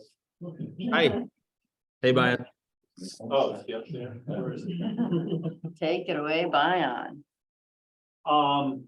So we're here to discuss the harbor master plan, Yes, which probably should be referred to, I will refer to it as the harbor management plan. yes, there you go. Um, I'm gonna do that right which now. is what we're really looking to do here, like other elements I've heard discussed here. The harbor management plan really isn't about dictating what's going to happen in your harbor. It's about looking at every single asset, every single aspect of your harbor, Mhm. putting it into one resource that people can use when it's time to discuss new ideas for development, protection of resource, expansion. So most, the community of Kittery, where I worked before, when I started, they had a master plan, a management plan for the harbor that was reviewed and updated every 10 years. The big E for any management plan now for coastal communities is sea level rise. Something that was not on the radar when I started here 11 years ago, and well, this management plan. But I think with recent development with some of the private entities and changes to use of the harbor, very dramatic change to use of the harbor, that it may be time to put some pieces in place with particular attention to what's going to happen to the waterfront, what's it going to look like in 27 years. They're probably gonna look different. So this will help guide the town as people apply to move or change or bring about changes to the harbor in general. So Mhm. I think it's a good idea. I think that there are state agencies and Urban Harbors Institute, UMass Harbors Institute. Okay, thank you, sorry. UMass Boston. Correct. Oh, all right. They do lots and lots and lots of these. You can get one that's tailored to your community. You can get one that meets the state standards and requirements. Usually that's bigger harbors. I don't know that I think Manchester needs to spend the money for that. Mhm. It would be nice if it were tailored. Yeah, This is the one, the UMass Boston one was the one you'd mentioned before, right? yep, most familiar with them. They work with others, they work with state agencies like the Coastal Zone Management, Marine Fisheries, all groups, all state agencies that have relevance in Manchester. So this is a plan that needs someone to come in and do the work. It's a heavy lift. I certainly don't have any kind of template where I could put such a thing together. It's way beyond my capability. So we've had initial discussions with Urban Harbors Institute to give us some ideas if they would, for what it would cost for such a plan. So hopefully we'll have that shortly. I think the guidance they would be looking for right out of the blocks would be, do you want a state approved plan or do you want all of the Do you have any thoughts on that? local? Okay, I thought we'd already that's what you had discussed said. that. Yeah, I think we'd already made that. Did you already Yeah, make that? yeah, that's, yep, I just, So local, Local, yeah. I'll write it down because I will keep that. And we've had some discussions through the HAC, sorry, Chris, looking the wrong way. And we'll have more discussion on it. I think it's on the agenda for this Wednesday. So, Chris is nodding. I believe it is, yes. Okay. So I think it's fair to say that the HAC doesn't want to be the lead on this. no, they don't, but there are members of the HAC who would be willing to work with the steering committee or group that would. HAC really works closely with me in day-to-day, month-to-month, year-to-year, and not the bigger planning things. So are you requesting that the select board stand up another task force to oversee the harbor management plan development? I think so. So I'm not a big fan of having two committees in the same purview. However, I'm also not a fan of asking people to do something they don't want to do. So It actually sounds like it's two different well, that's- avenues as opposed to actually being one avenue. I Well, think. that's what I'm getting at is Yeah. you're gonna have two groups kind of tinkering in the same harbor, I'll say it that way. And if we're gonna set up another task force, I would ask that you get very specific. I would ask for your counsel on what specifically are the roles and responsibilities of the Harbor Advisory Committee while this separate task force is being run, okay? Because you're gonna get pulled in a lot, you're gonna be in those other meetings, what is it that you need Harbor Advisory to do for you while this other task force, I right? think the Harbor Advisory Committee keeps on with its current task. A member works with this other group and can report back. They can, Right, whatever it is, I don't want to get into it here, but whatever it is, I would just ask for written clarification on what the HAC is gonna do and what this other task force is gonna do. And I think it would also make sense just to clarify any boundaries between this new task force and that coastal vulnerability steering committee we just talked about. I know that they're gonna be hitting each other, but they shouldn't have any overlap, but we should just really make sure roles, responsibilities, deliverables are clear so that there's no confusion. Well, and Chris is also gonna be on that one, coastal. Yes, I zone. am. Yeah, so All right, so we just want to make sure things are clear and it should Yes. be in writing. so Chris, the- one moment, if I could, Yeah, please, first, I sorry. just wanted to clarify so Bion, am I hearing correctly that what the Harbor Advisory Committee and it's how it works with you or supporting you is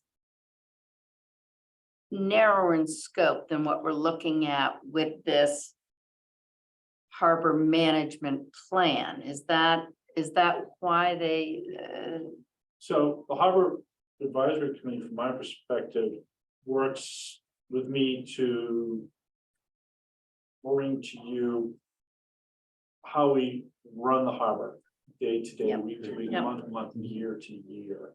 that's what, okay, Harbor management plan is it's a tool that the town is going to use. And the HAC is going to use, and the harbor department's going to use. As we go forward, day to day, week to week, month to month, year to year. I think also that this new group should have a very specific sunset Yes. for just being. Right. Once this plan is in place. That committee should dissolve. Absolutely. yeah. Have we heard has the Urban Harbor Institute, do they have any idea as to how long?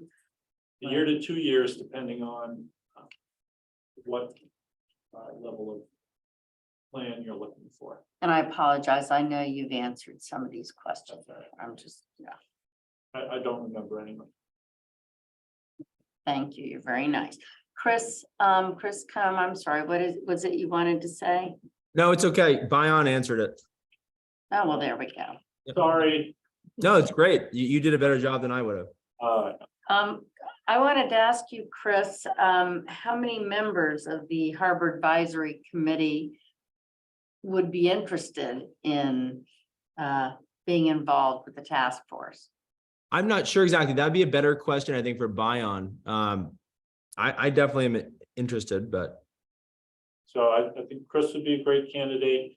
Phil Leahy would be a great candidate. Steve Mayo would be a great candidate. Skip Crocker would be a great candidate. Even with the chair's got his committee that he's dealing with.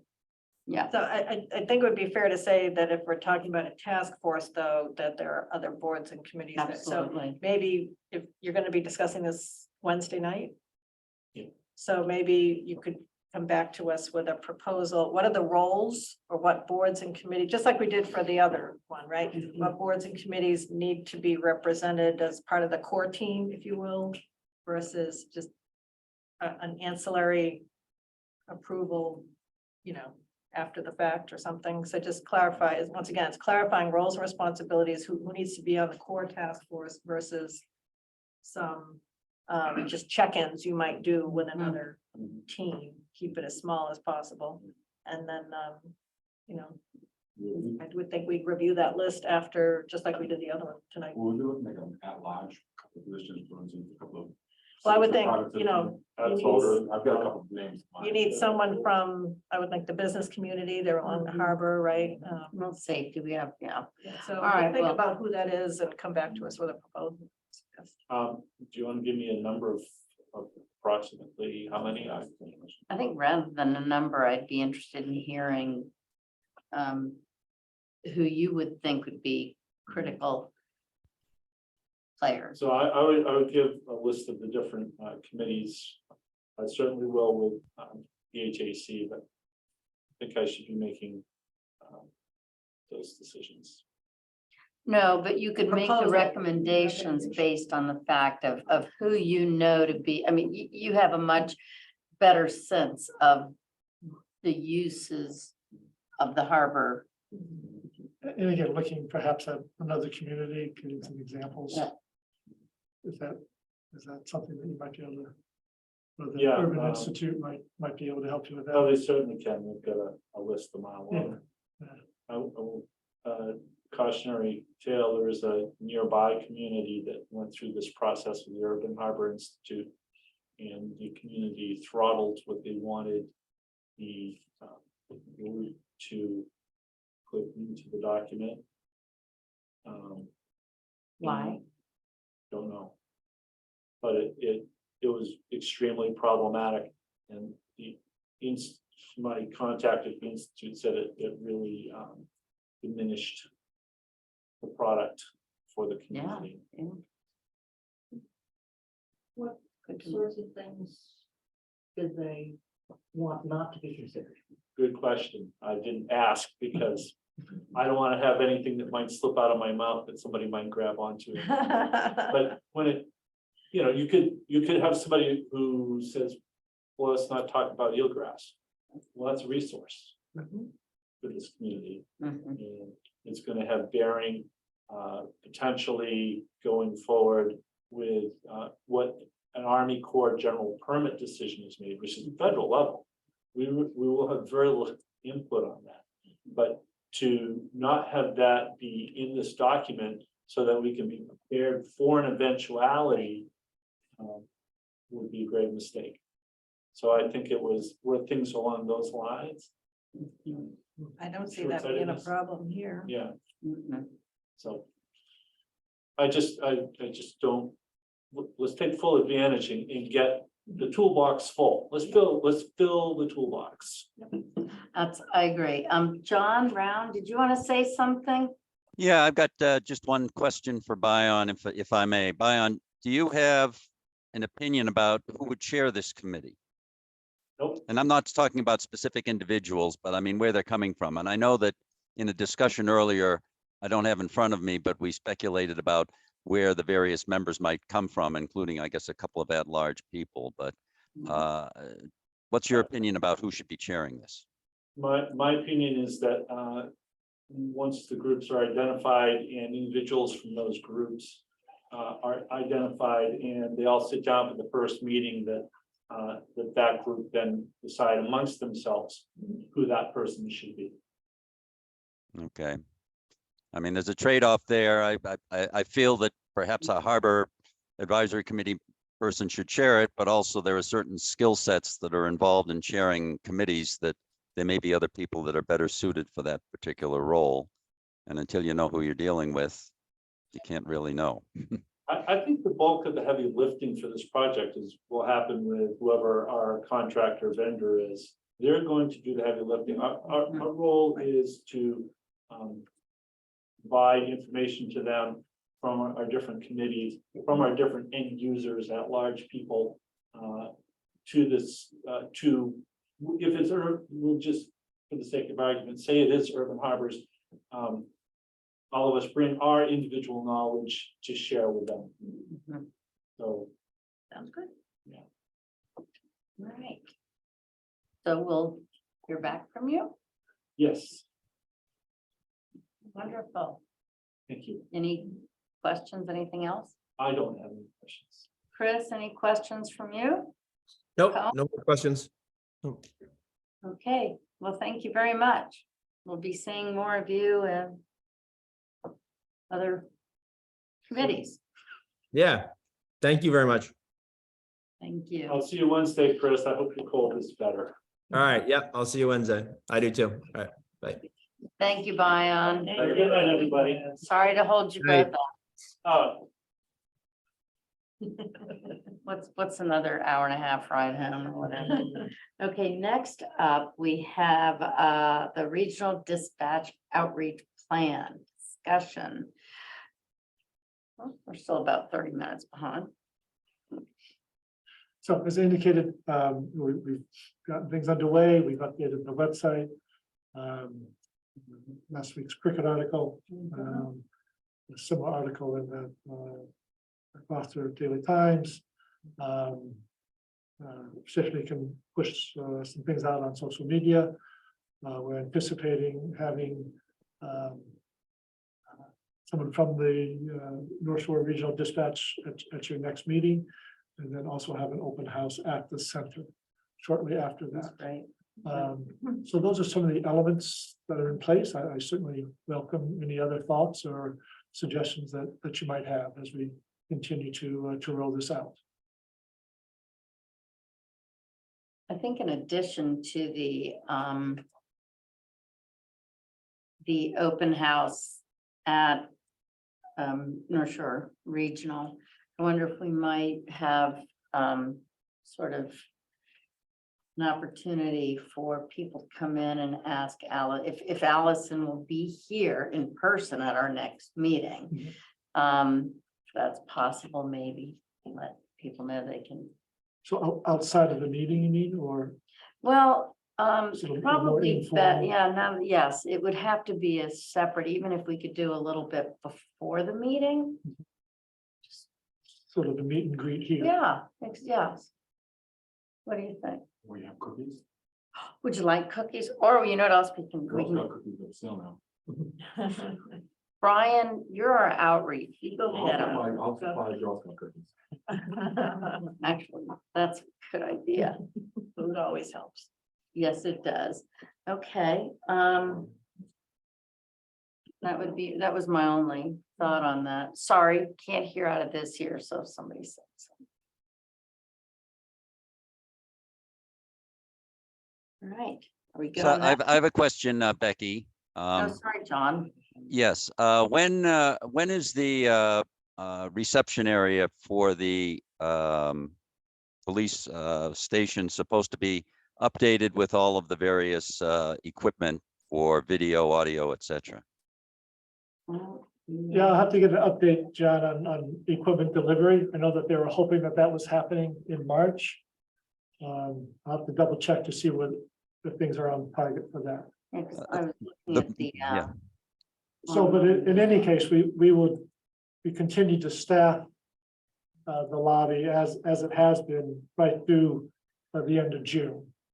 Right. Well, the reason I ask it, I'm just wondering if there might be, I don't know, it's not much of a tour per se, but people should have an opportunity to see what the equipment is there for those hours from midnight to 8 AM when they will not be staffing. Oh, I see, yeah. that's a good idea. Let me get a better sense of that timeline and Sure. see what we can do. But I Because think we ought online to it does fit say, in something along those lines as well. you know, what we have for the timeline on the website. And No, I'm just confused. I'm not confused anymore. I wish you could share some of that. Okay, I'm feeling confused now. all right. Any other comments on? Actually, let me share my confusion with you. At what point does the station go dark on the midnight shift? So the earliest that would happen would be July 1. Okay. And that may not actually happen. Depending on what we some, make. depending on some decisions you make on staffing, correct? So perhaps the urgency of seeing what will happen when the station is dark might be, it may be less urgent than something that we have to do as soon as the equipment is present. But I think we have a little time on that, yes. A good thing to revisit after we make the staffing decisions. Mhm. Yes. Okay, So the timeline now says that March, I'm sorry, online it says, go live, lobby cameras and intercoms installed March 2023. And we think that might be pushed out. No, as far as I know, they're still on track. Okay. It was just, I want to confirm that equipment they've gotten confirmation of shipment. it does say that now that calls will be answered by, okay.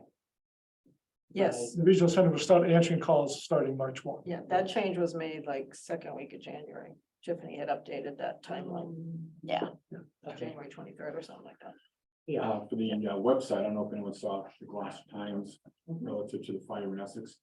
Okay, the last 1 or 2 paragraphs had glowing reports for the regional dispatch. That's just something that might be able to add to the I think that's an excellent idea. very good. and congratulate our firefighters for their participation.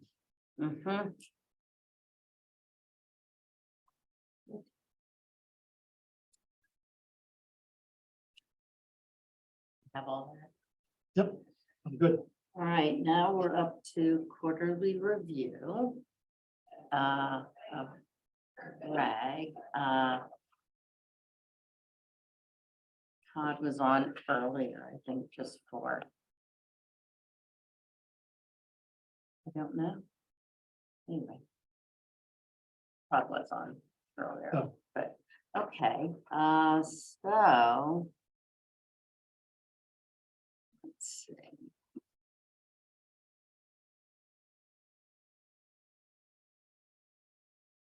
You sent us some information. So a few highlights of the last few months and what's been happening. Honestly, always plenty to do. Always plenty to do. I can run through that if that's helpful, or if you have questions, maybe that's the more efficient way to proceed. It's up to you how you'd like to. I don't at this point. Brian,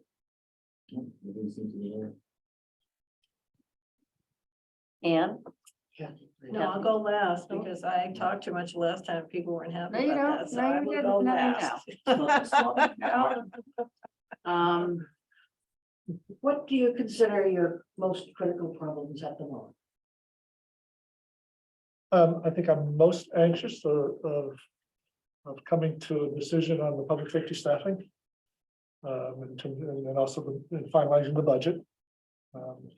We're getting close to deadline. First of March is when we need to finish that. So I'm probably most anxious about that. And along with that is the union negotiations. So those probably will not be completed, certainly by early March. We won't be done in the next couple of weeks. So there's going to be some guessing about what's going to be needed. And that's always challenging.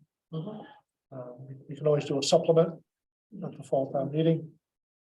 That might be a route to take. This time around, it's not my preferred route, but Building in some surplus undercuts your negotiation. correct, correct. Exactly. What are your staffing concerns?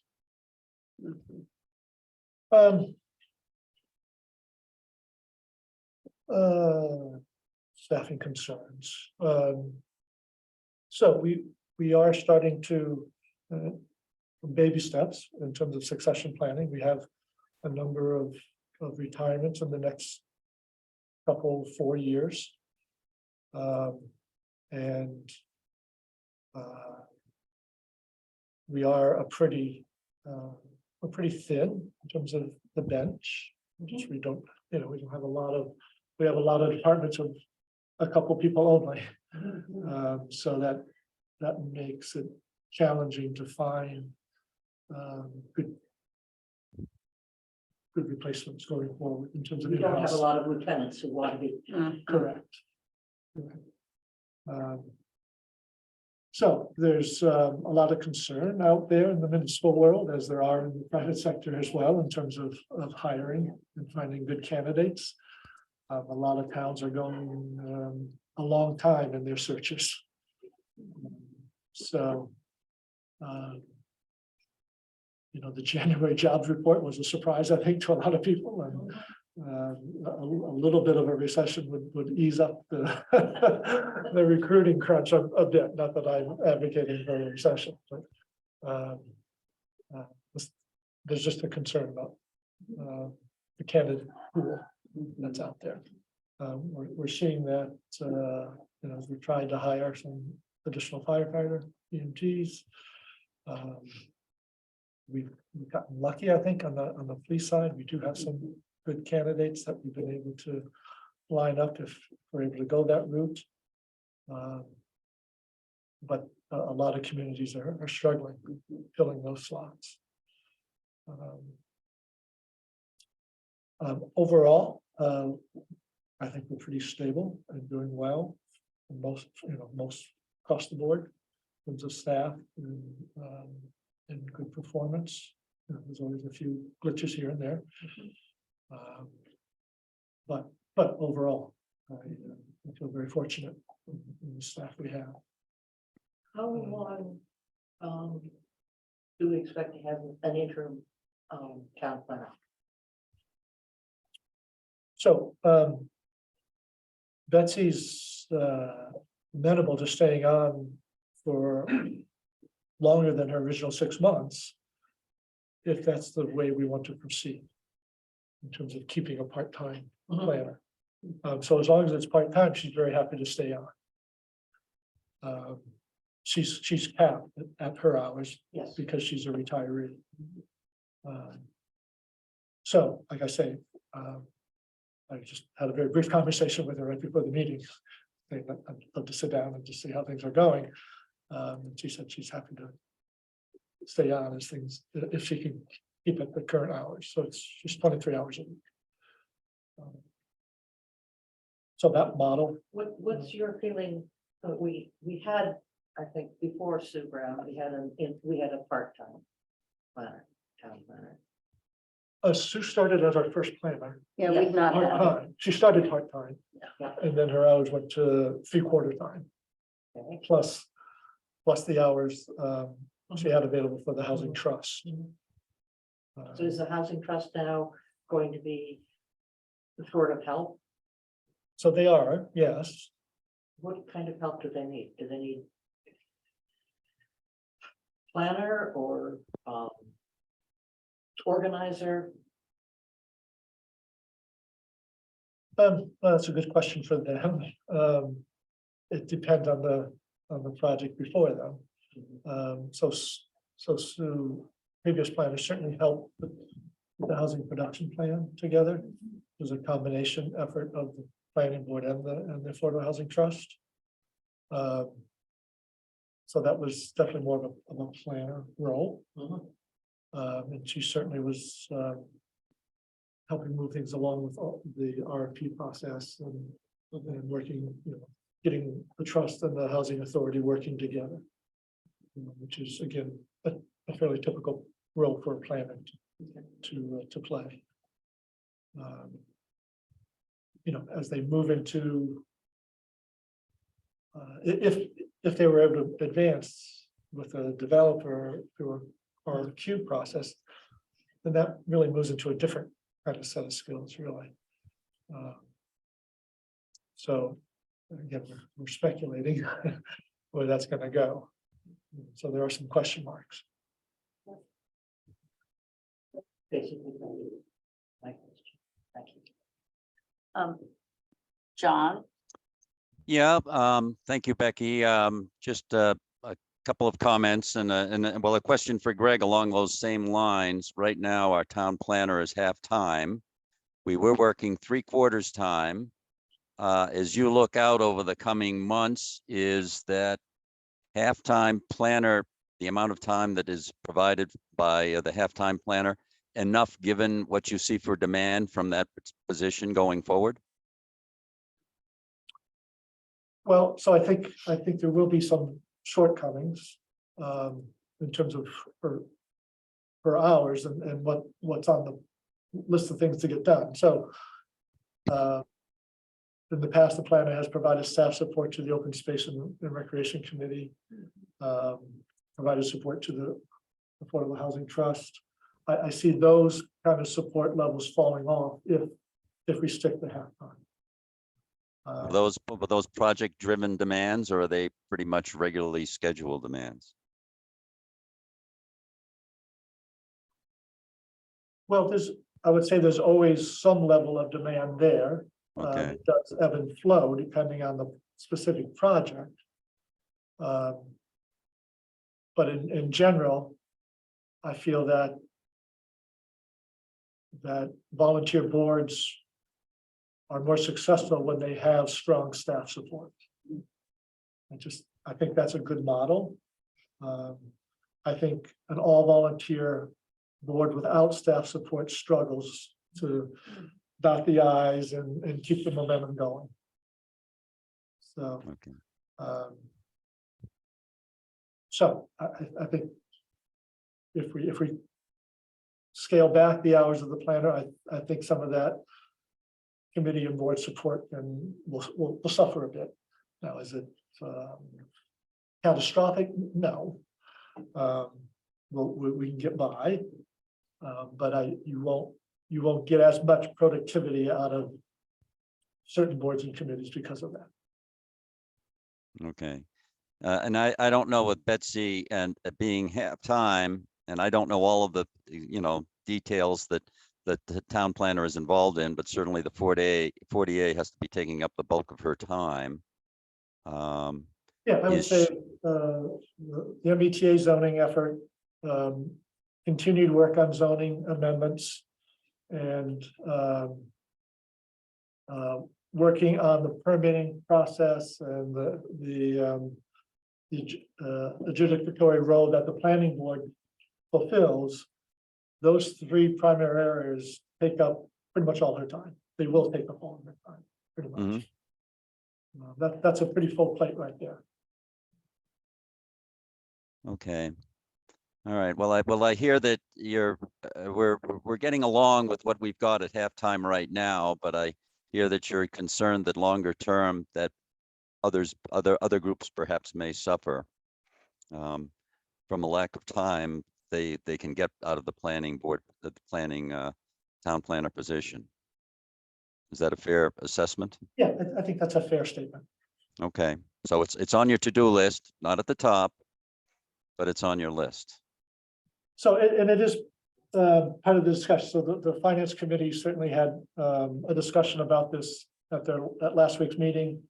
And I'm working on a couple of scenarios, three scenarios to present to you and to them.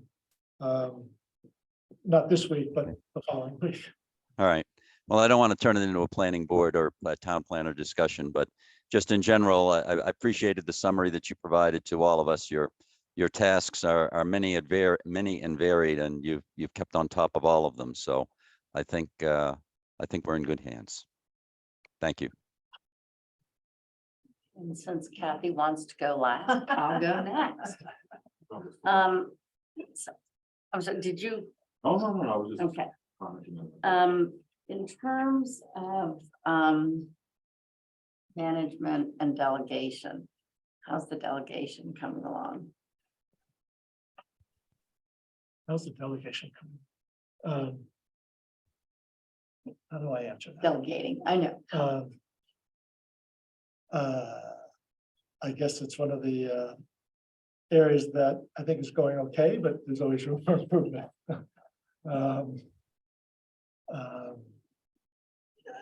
The reason I'm just, are there specific areas that would help you with everything you need to get done if you were able to delegate more? I mean, so the short answer is yes.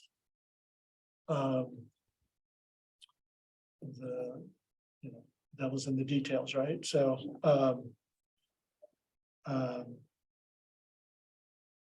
I would say everyone has a very full plate. Okay. Well, that does. And so asking people to take on a special project or Mhm. two is a challenge because they're very busy with what they're already supposed to be doing on a day-to-day basis. So we do struggle a bit to create time and space to take on those new projects. And to carve out space to look ahead and think how we could do things differently. Mhm. We're so busy sort of doing the day-to-day Right. that you don't have the luxury, if you will, of stepping back and saying, how could we do this differently and actually free up some time? Yeah. So that's a bit of a conundrum that we have. Is that something that is, because stems from required documentation of things or state, federal? No, Or is I it don't just think how we? I wouldn't really blame it on that. I just, when you look at our number of personnel, Mhm, it's lean. We don't have a lot of bodies. mhm. I've always felt that towns in this population range are sort of an awkward size. Yeah. You know, so we're big enough to have all the challenges. Yeah. But it's hard to justify a lot of staff when you're a town of 5,500 people. So it's an awkward size. Mhm. Yep. It's, you know, so we towns of the size, a lot of towns this size don't have a full-time planner, for example. They have part-time building inspectors. And, I mean, there's a lot of demands that are being placed on those positions. Partly because of the community we are. We have a very engaged citizenry. The residents of Manchester, they expect a lot, which is good. They keep a very watchful eye on things, which is good also, but it also takes staff time. Mhm. Staff spend a lot of time responding to people's inquiries. Right. I think an advantage of a small town is that you have access to your local staff and your local officials, and that's a good thing, but it does take time. Well, that comes back to expectations Yeah, it does. and, you know, and that's, yeah, And can we be smarter about providing that information, you know, so we're trying to, if we have time to step back. right, and- so we try to make sure we're getting more information on the website, so it's more self-service. Yeah. But, you know, again, there's a lot of emails, a lot of phone calls. And that takes time away from Yep. doing the other work. Absolutely. So it's not that it's less important, but it's just hard to squeeze it all in. Mhm. I think it's harder. Are you able to still, I know that you've been wanting to do the meeting one-on-one with staff. Yeah, so we continue to do that. So I do that quarterly with all department heads. So yes, it continues. And that I think is productive. Excellent. Well, thank you. And I say often, we're very fortunate to have you. So, Oh, I thank you. appreciate you saying that. well, But no, I welcome ideas for making it better. Yep. Because I know that there's always new ways. absolutely. I appreciate when you, as individuals, come in and chat about things you see or questions you have or an idea that you want to pursue. So I think that's very helpful. I do appreciate that. All right, Kathy Bellata, tee 'em up. All right, well, performance review, I have feedback. First of all, I just want to start by saying, I had given you feedback the last quarter, a very specific request about improving the action item follow-up. So I really appreciate the fact that has been implemented. You listened and you made changes, and really, it's very much appreciated. We are doing better in that Yes. area, Again, the dispatch, I think, is going very well. A lot of curveballs in the past 3 months were thrown at you. You continue to ask good questions and had good instincts on how to pivot. And, we'll get that over the goal line March 1st, but certainly things are very different than what we had planned, and you adapted very well. So really appreciate that. So this is my first budget cycle, and going through and listening. I've been trying to attend as many meetings as I can. I've seen you offer very pragmatic solutions to some of our budget and staffing challenges. So especially in the staffing area, I can see you getting really creative about how to, combine positions or whatever. I think that's all good. I do think that we are not, however, communicating and demonstrating evidence on the savings that your team has achieved. And I want to see some of that on Thursday, right? Right? Yeah. So I know I'm going to see it on Thursday when it comes to public safety, but that whole effort that Andrea did on the Danvers IT Collaborative, that's got to be saving us some money somewhere, right? Is that saving, you know, some of the other shared services or other improvements that you're making? We're not talking about the savings. And so when you only talk about spending, the residents think that's all we do. And your team does a lot more that they're not getting credit for. So I'd really like us, you know, when I look at the financial report that we're going to take to town meeting, I'd like to see some charts in there on the savings. And if you need me to bring some examples, I'm happy to do it. But your team is working very hard and we're not getting credit for that. And so the town just thinks we're spending, and their taxes are going up, and that's not the story. That's not the narrative, right? So I would really encourage us to think differently about how we communicate our financials. I'm glad Becky brought up the delegation. I think that's key to making time. You're never going to have the time. But we need to make time for what's important. And it's tough to let the urgent stuff not get in the way. But if part of that is, you know, you just mentioned all the time spent answering emails and phone calls. Well, I hope to see an article in the Cricket, letting the residents know, you know, just by the way, we spend out of a 40-hour week, we spend 10 hours a week answering your communications. People don't know what's happening unless we tell them. So my message is really, we've got, nothing is, all the work that you're doing, nothing counts unless people know that it's being done. So whatever we can do to change the communication approach here, that might be one of the first things you want to consider delegating. You know, can Chuck write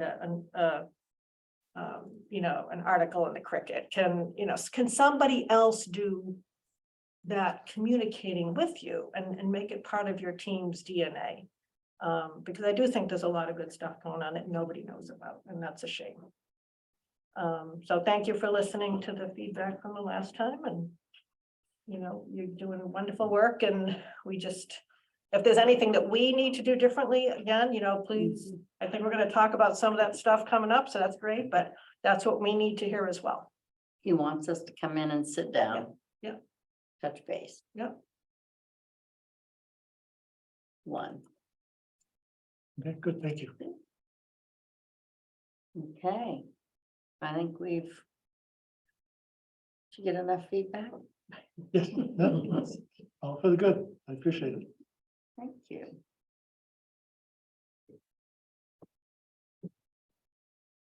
Okay, next up, an administrator's report. Okay.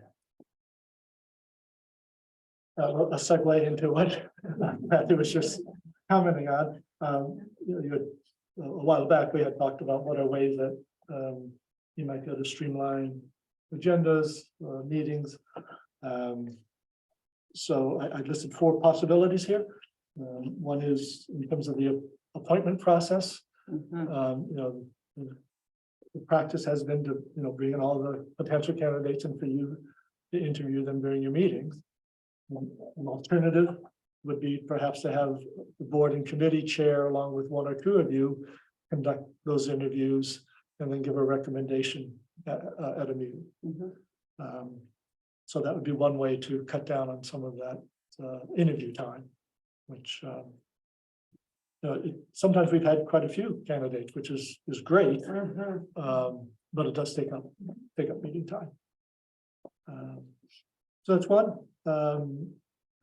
Tree hearings, by state law, the tree warden can hold those hearings. You do not have to. So you could delegate that to the tree warden. Say it again. Well, the current tree warden. How would the current tree warden, Yeah, I haven't spoken to him directly about that.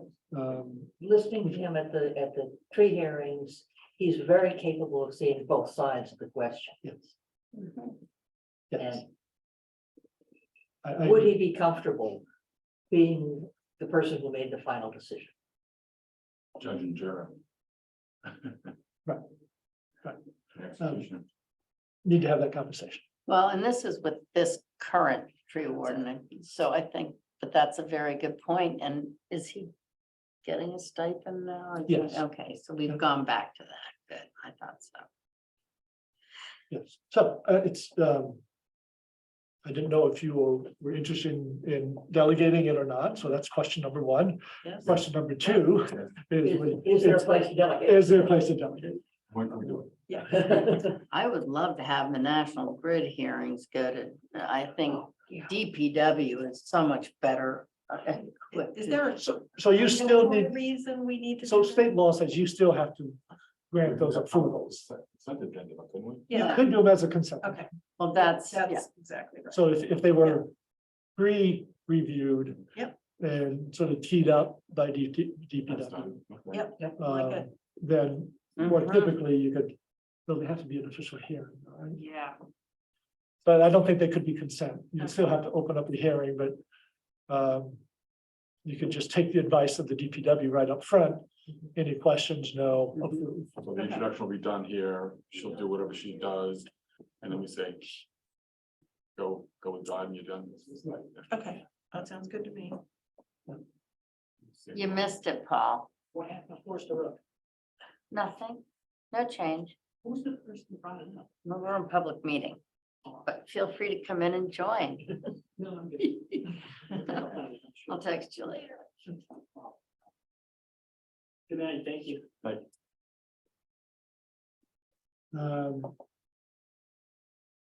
Oh, and then the last recommendation came, Debbie suggested this, that we could provide you with actual motion language. So, I love that. Yes, please. so I thought that was a good suggestion, and Yeah. And it was Debbie's idea? yes. Oh, good. You can do that. I love all of these ideas. Shall I I delegate? love them all. The one thing I'm a little hesitant on is really appointee interviews. And that's simply because I figure if someone is taking, the time to put their hand up to volunteer, we could certainly, because usually it doesn't take much time, usually. So if I can offer, I think we're hoping to get more though with our open postings, right? So what could be a non-problem now, hopefully Yeah. we'll have a good problem. And whether it's 2 members of the select board. Can't be or- 3. Or 2 members of the select board and the board chair, whatever. I think the recommendation before us is that it happen outside of this meeting. Initially, the initial recommendation, so. John, how do you feel about these? I have a little bit of a concern about that. I think that everyone on the select board should get to meet these folks. I think it just facilitates communication across all the forms of government that we've got here. And I do think that it does not take a lot of time, but it does show that we're taking an interest in the fact that somebody's raising their hand, and we do need to get to know these people, because some of them will move into other positions within various committees, et cetera, and it would be good if we could put a face with a name. Very good point. And how do you feel about the tree hearings and National Grid hearings, getting I'm- those? I'm fine with all of that. The point, will the tree warden take responsibility for that? Because now we're saying, hey, if people complain, you can't point to the select board because we're giving you that responsibility. That's As, it. as long as the tree warden is okay with that, I'm fine. All of these suggestions I think are great. So at a minimum, though, I think what the board is saying is that we don't need to conduct the tree hearing, right? If there's hesitation on anyone's part, it's because we are concerned about where the delegation may lay, But I think that should not play into our decision to remove that from this deliberative body, okay? If I think the tree warden, it's proper to set the expectation that he or she will do their job. And we hold that person accountable for doing their job. And I presume that's under your supervision, or is it Is that It's under DPW? DPW. under DPW? Okay, so under Chuck's supervision. So I'm confident that if we delegate, you know, in between you and Chuck, you will supervise the process and make sure that good decisions are made. If you're uncomfortable with that, then we need to understand that, but I think it's appropriate to remove it from a select board. Would there be? I don't want to put it on to Greg, though. Well, it's under Chuck though, right? I'm sorry, Would Brian. there be an appeal process? Yeah. So then it would eventually, it could make it a way up. I mean, that's appropriate, but Allow that to happen. Sarah Mellish, you have your hand up?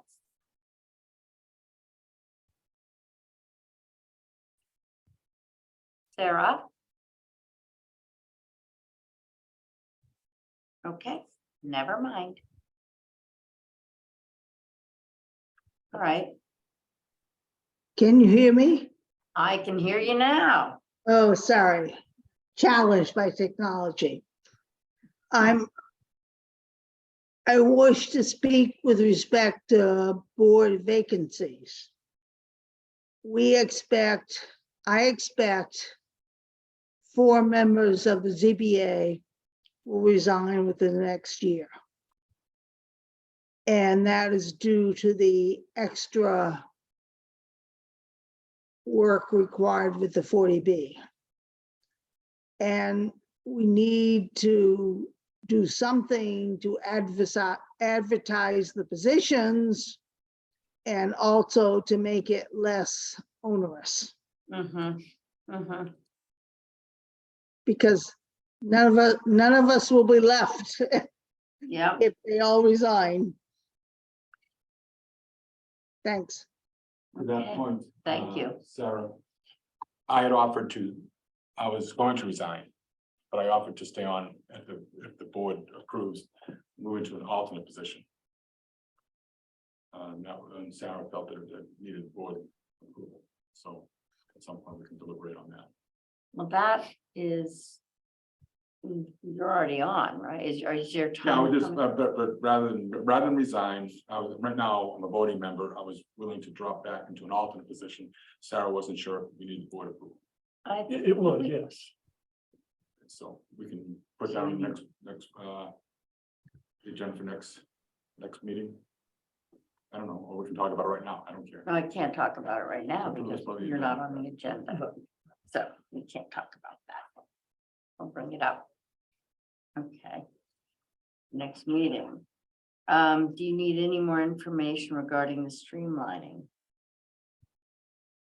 Just if you have other ideas, I'm happy to, we'll continue to think of other ones, but Thank you, feel though. feel free to float your own ideas as well.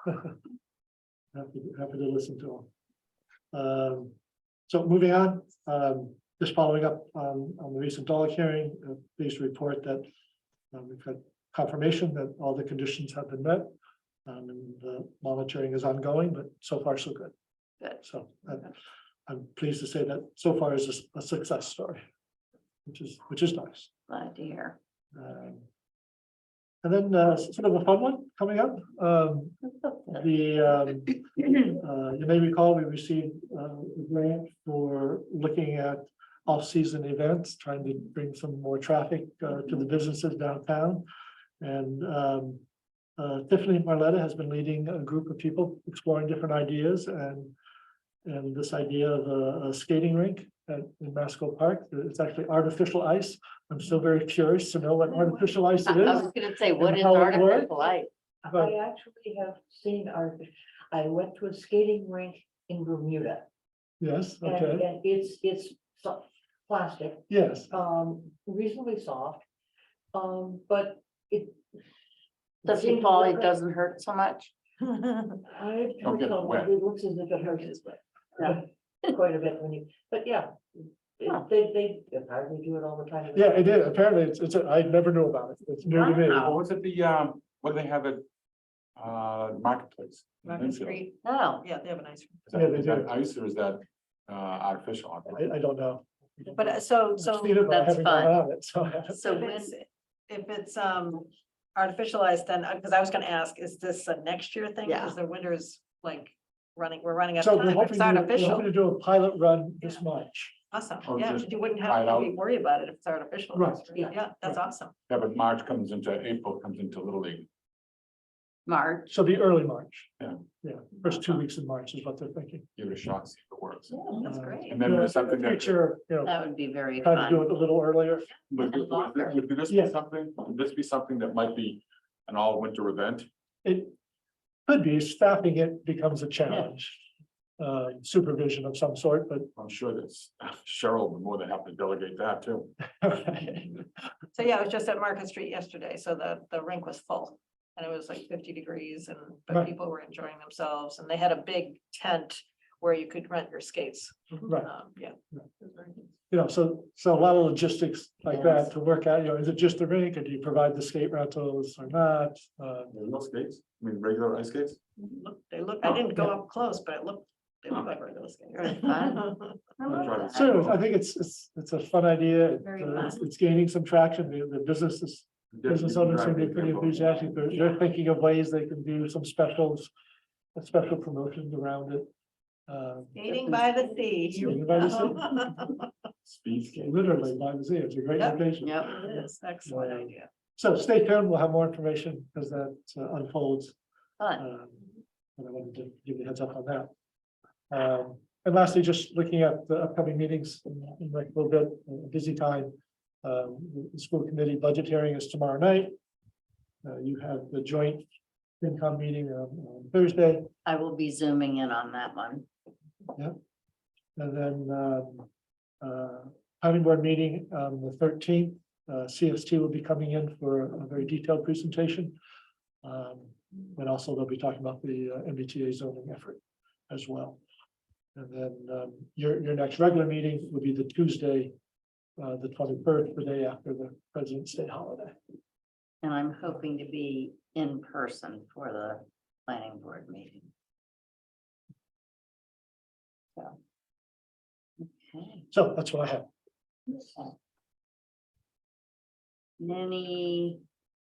Anything else? Hearing nothing, may I have a motion to adjourn, please? So moved. Second. Okay, moved by Kathy Blythe, seconded Brian Solacey, roll call vote, John Round, Yes, yes.